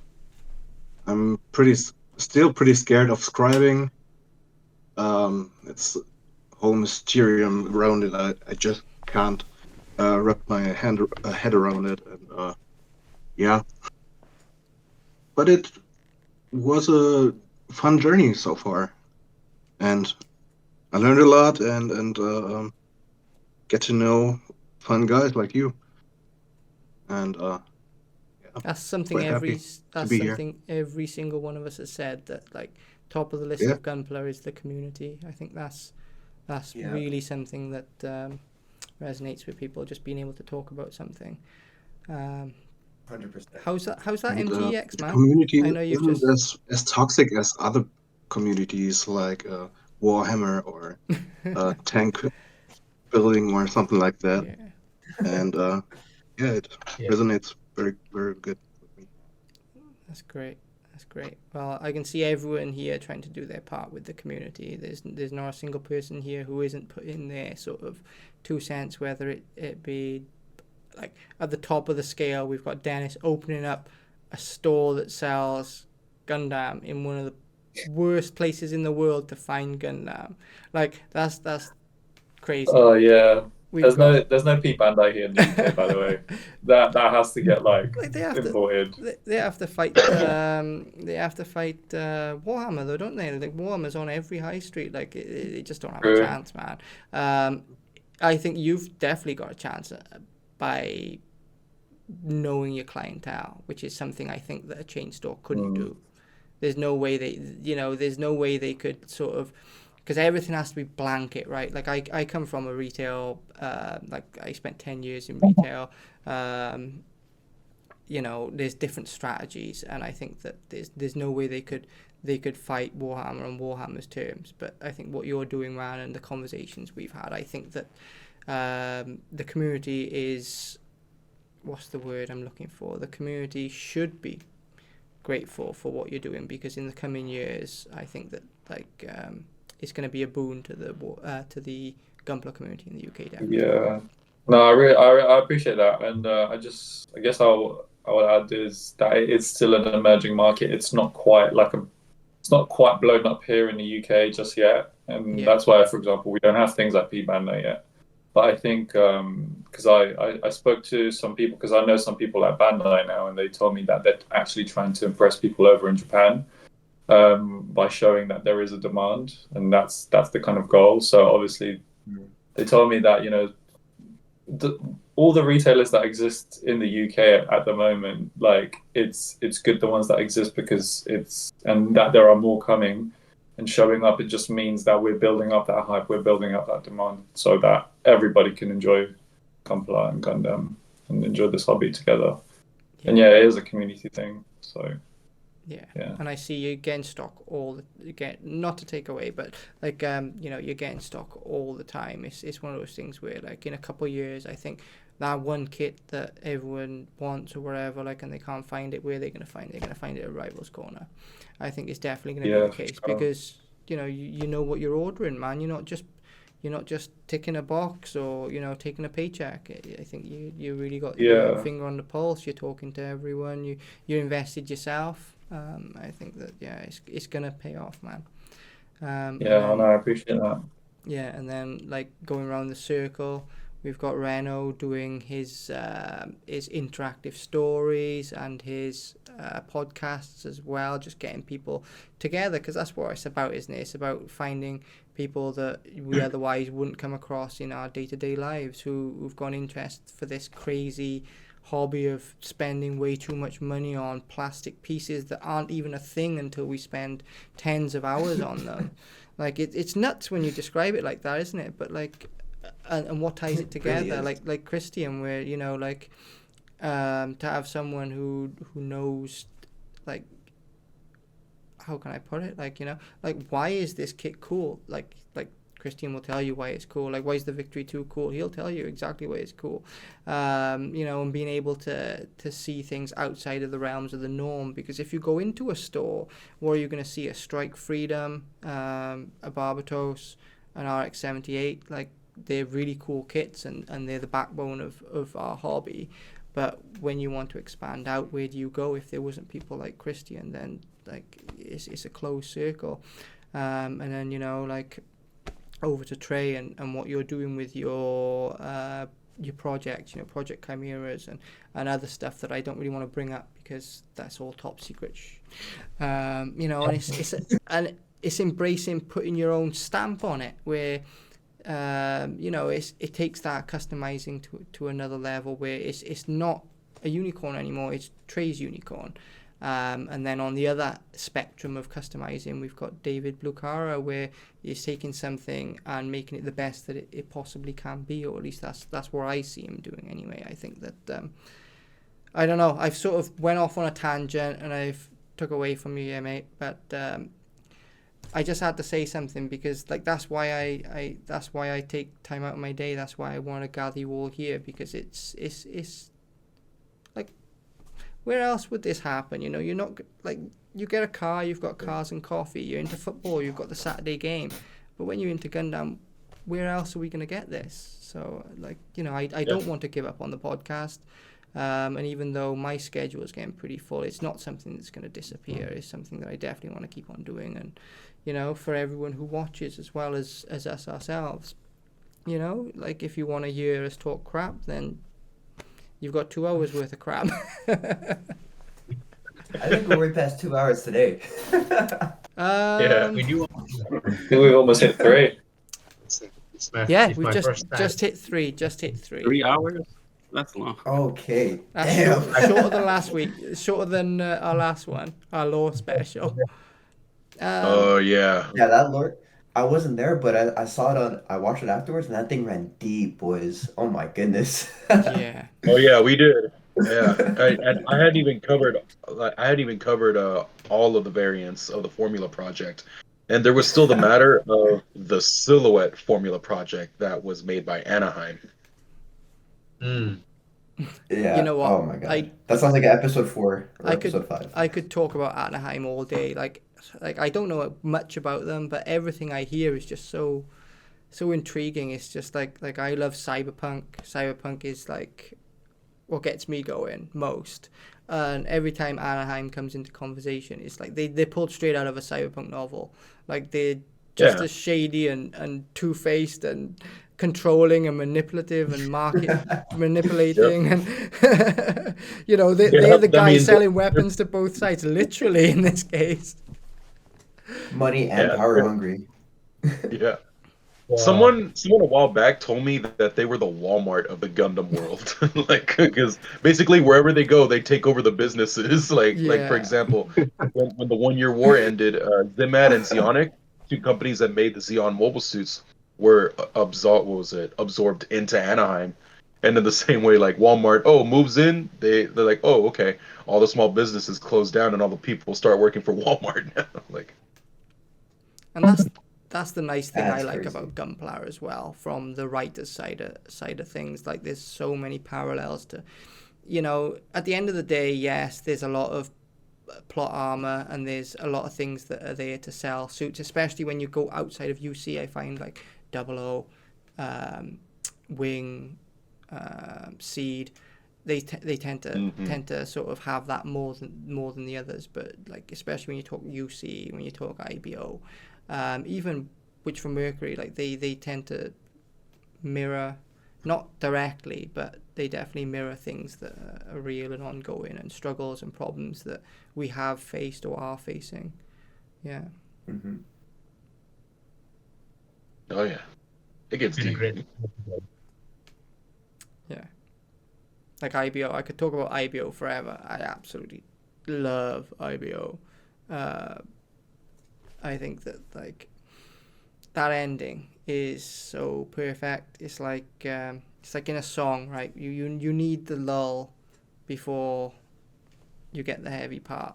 You need that breathing room, and I find that like the build up with the first series of IBO through the first series and the way that IBO ends series 1, I think that that's like the perfect build up. And I can understand why people hate IBO, because you had that build up for it to basically evaporate in season 2. But it needed that, in my opinion. It needed that stalemate. It needed that sort of like non-resolution. It needed that, that power vacuum was filled at that time. It was like, it was like on The Simpsons, on that episode of The Simpsons where they're like, why does Mr. Burns live so long? Because he's got so many diseases that they cancel each other out. Stop. I find that's exactly what like the first sort of 7 episodes of IBO season 2 were. There was just so much going on that like all the little things just sort of cancelled each other out. So that when there was a big push and there was a big move, and you expect the underdog to win, you expect there to be a last hurrah, and then you get penultimate episode, and then you get the final episode. Which, shall we spoil it, guys, or shall we just leave? Like, we might as well spoil it. I spoiled it on the other podcast, but like, yeah, it's IBO. It's like a few years out now. Go ahead.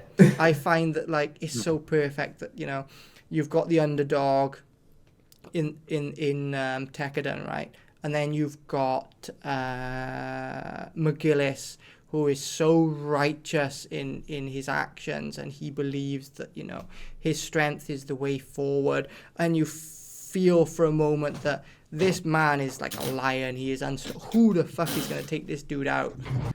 And he gets taken out. And then like and then they're just like he goes on his last charge where he asks Mika, and he's like, you coming with me or not? And Mika is like, no, I'm not coming with you. My place is here. And he's like, well, fuck you then. I'll go myself. And you're like, this dude's going to kill everyone. Like, this is going to be the end of the episode. This guy is going to go Super Saiyan. And then, like, he's going to be the big bad. Tekkadan's going to have to take him out. No, he gets absolutely annihilated, and then all hope for Tekkadan is absolutely lost. Because It's you're like, lost. well, if they took him out, what chance does Tekkadan have? But they're still the underdogs. They could still make it. Orga has a plan. They're gonna escape. Orga does it. He escapes the city, and he finds them a way to Earth. Happy ending for Tekkadan, right? They're going to go to Earth, and then there'll be season 3 where they start a rebellion on Earth or whatever, right? Or live happily ever after. Nah, he gets out of the fucking building and then like shot more times than 50 Cent. Yo, chill. And that's like, in my opinion, they could have ended the series there. They could have ended IBO there, and it would have been perfect. But they had to take it one step further, and they had to show like there should be a warning at the end of like, this is the final series of IBO. If you are this, and this, or affected by this, and this, please turn it off. They should have one of those warnings at the beginning of it, right? You are sensitive and don't. And there's moments. There's moments like when they fire, what's that cannon called? When they fire the massive cannon, and they're still standing. But not only is Mika standing, but what's his name? The other guy as well. I'm terrible with names.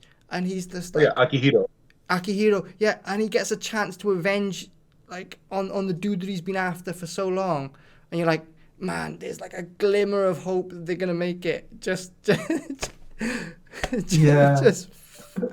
the ending to happen, where it's like, and they don't like, what I love about it is they don't make a big deal out of it. It's not like a huge fight. It's not a huge anime fight. It's like a 30-second fight where Mika gets impaled by the lady, right? I'm terrible with names, but he gets impaled by the lady, and there's no fanfare. There's no like, she's the most powerful, she defeated the demon. It's just like, the job is done. Oh yeah. And then that's it. Yeah. And I think that's the most haunting part. But then obviously you get like the wrap up, and then you get to see them at the graves. But there's a big section of that episode, like 8 to 10 minutes, where no one gives a fuck that they died. And I think that's just like perfect. I think that like, if you're going to do like a piece on war or a piece on the futility of violence, like that's it. It's like, what was it all for, honestly? But then you get the end and wrap up where it's like, well, they may not see what it's for, but it was for something. Okay. There was a meme a while back related to the ending, and that one guy, Rustle Elliott.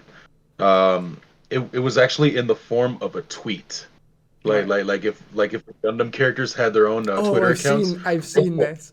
Yeah, Rustle Elliott had his, like, it was like a tweet he put out, and all it said was, "We won, bitches, get over it." Oh, they're funny. And man. like, yeah. It's been great. I have to go right now. I really apologize, but it's been great, and I hope I can see you guys. We'll do this again, man. Right. We're all wrapping up now. Yeah, anyway. we know. I just had to gush my heart out over IBO one last time. Take care, man. Catch you next time. Dude. Peace, man. All right. See ya. That's like 2 a.m. for you guys, I think, now. That's all good. I'm 2 a.m. nocturnal. right now. Yeah. I'm nocturnal, Oh, shit. man. It's 2 a.m. over there. Yeah. Yeah.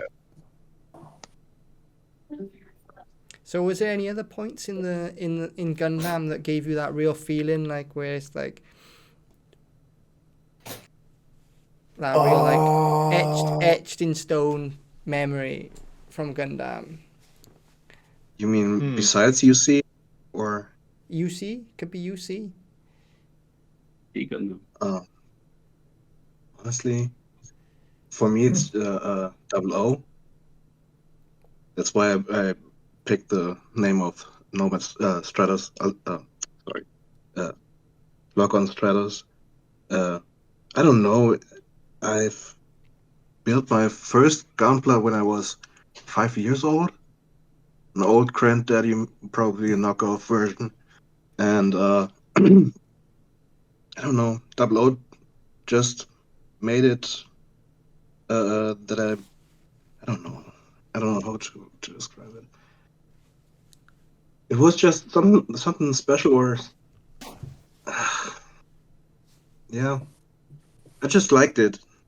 It had something magical on it, not just to be a mega mecha anime, and yeah. Okay, I'm done here. Sorry, Like it embraced you in a way.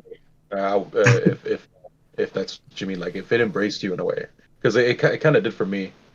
Because what was it?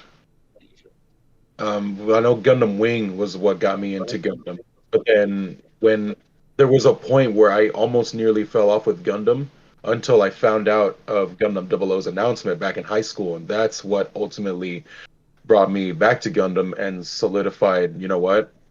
That's it. Like I I truly am a Gundam fan because I despite some parts of the Gundam franchise I don't like, I will always give it the benefit of the doubt, and then I will see what I think about it later on. Like Gundam Seed was no exception. Like I gave it the benefit of the doubt first when I saw it, and then like first series, okay. I mean it was all right. Destiny on the other hand, I just no go for me. but I like the suits. The suits on the The other hand design. were cool. Like the first season suits, I like that. Like the Gat X series in particular because it just really more down to earth. But then again, just the whole basin of Universal Century. That's what I do like about these new like offshoots is like the way that they take on the Gundam, like with Ariel or Exia, or you know, like you're Yeah. saying the strike. You can definitely tell that someone had a picture of the granddaddy and was there twiddling a pencil for a few days before they came up with something, right? Yeah. It's like working on it through the pipeline type of deal. Oh yeah. Yeah, man. But anyway, like I said, unless anyone wants to gush about their favorites, we've gone over what we've done this year. We've gone over what we want from next year. I've talked way more than I should have about IBO. So I think we're kind of there. Merry Christmas, everyone. And I hope all the best for 2024 and beyond. We will see you. Oh wait, I Likewise, guys. We're Yeah, gonna Merry we're Christmas, gonna guys. we're gonna have a we're gonna have a late UC lecture before we go, or are we saving that for the next one, man? we could save it up for the next one. I completely forgot. What was it? Because you mentioned what we were hoping for next year. Um, more late UC kits. Like, come on. We need grunt. We need grunt Dude, mobile they suits from gave late you one UC. Tamashi Nation. Be happy. We need more. I need a heavy gun. I just want Choo Choo's Devi Trainer. That's it. Master Grade format. But yeah, Master- screw it. Hey, count me in if there's gonna be a late UC episode. So I'll definitely. Well, it's just something we'd have to work on. But right now, like I just don't have much time at all. But Oh, of course. if my Yeah. schedule opens up, like everything that we talked about before, it's not gone away. It's stuff I still want to work on. It's just like you know, when it comes to brass tacks, it's not what pays the bills. So what pays the bills has to come first, right?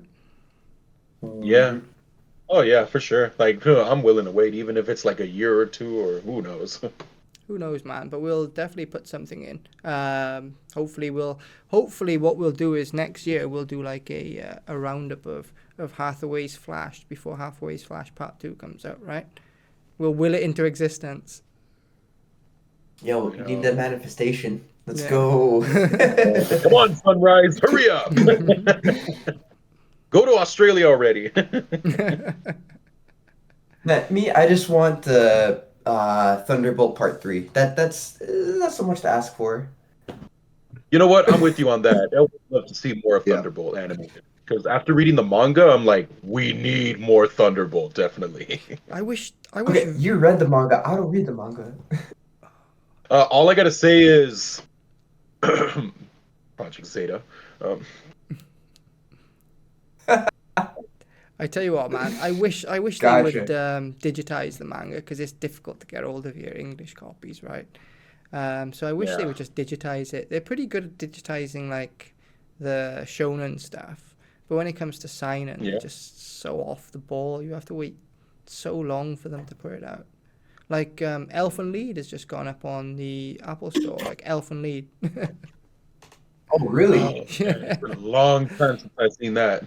Such man. Yeah, I've seen like I've one or two volumes at the bookstore here locally, but pick it up, man. it's very hard to find. It's fucking weird, and I- it's like weird in the best way. It's mind-alteringly strange, and it was the basis Gotcha. for Stranger Things. They pulled a lot out of that for Stranger Things, but they go into Oh, into it. Have you ever seen one of those things where it's like a kaleidoscope where like it's like a line that goes round and round and it never quite touches?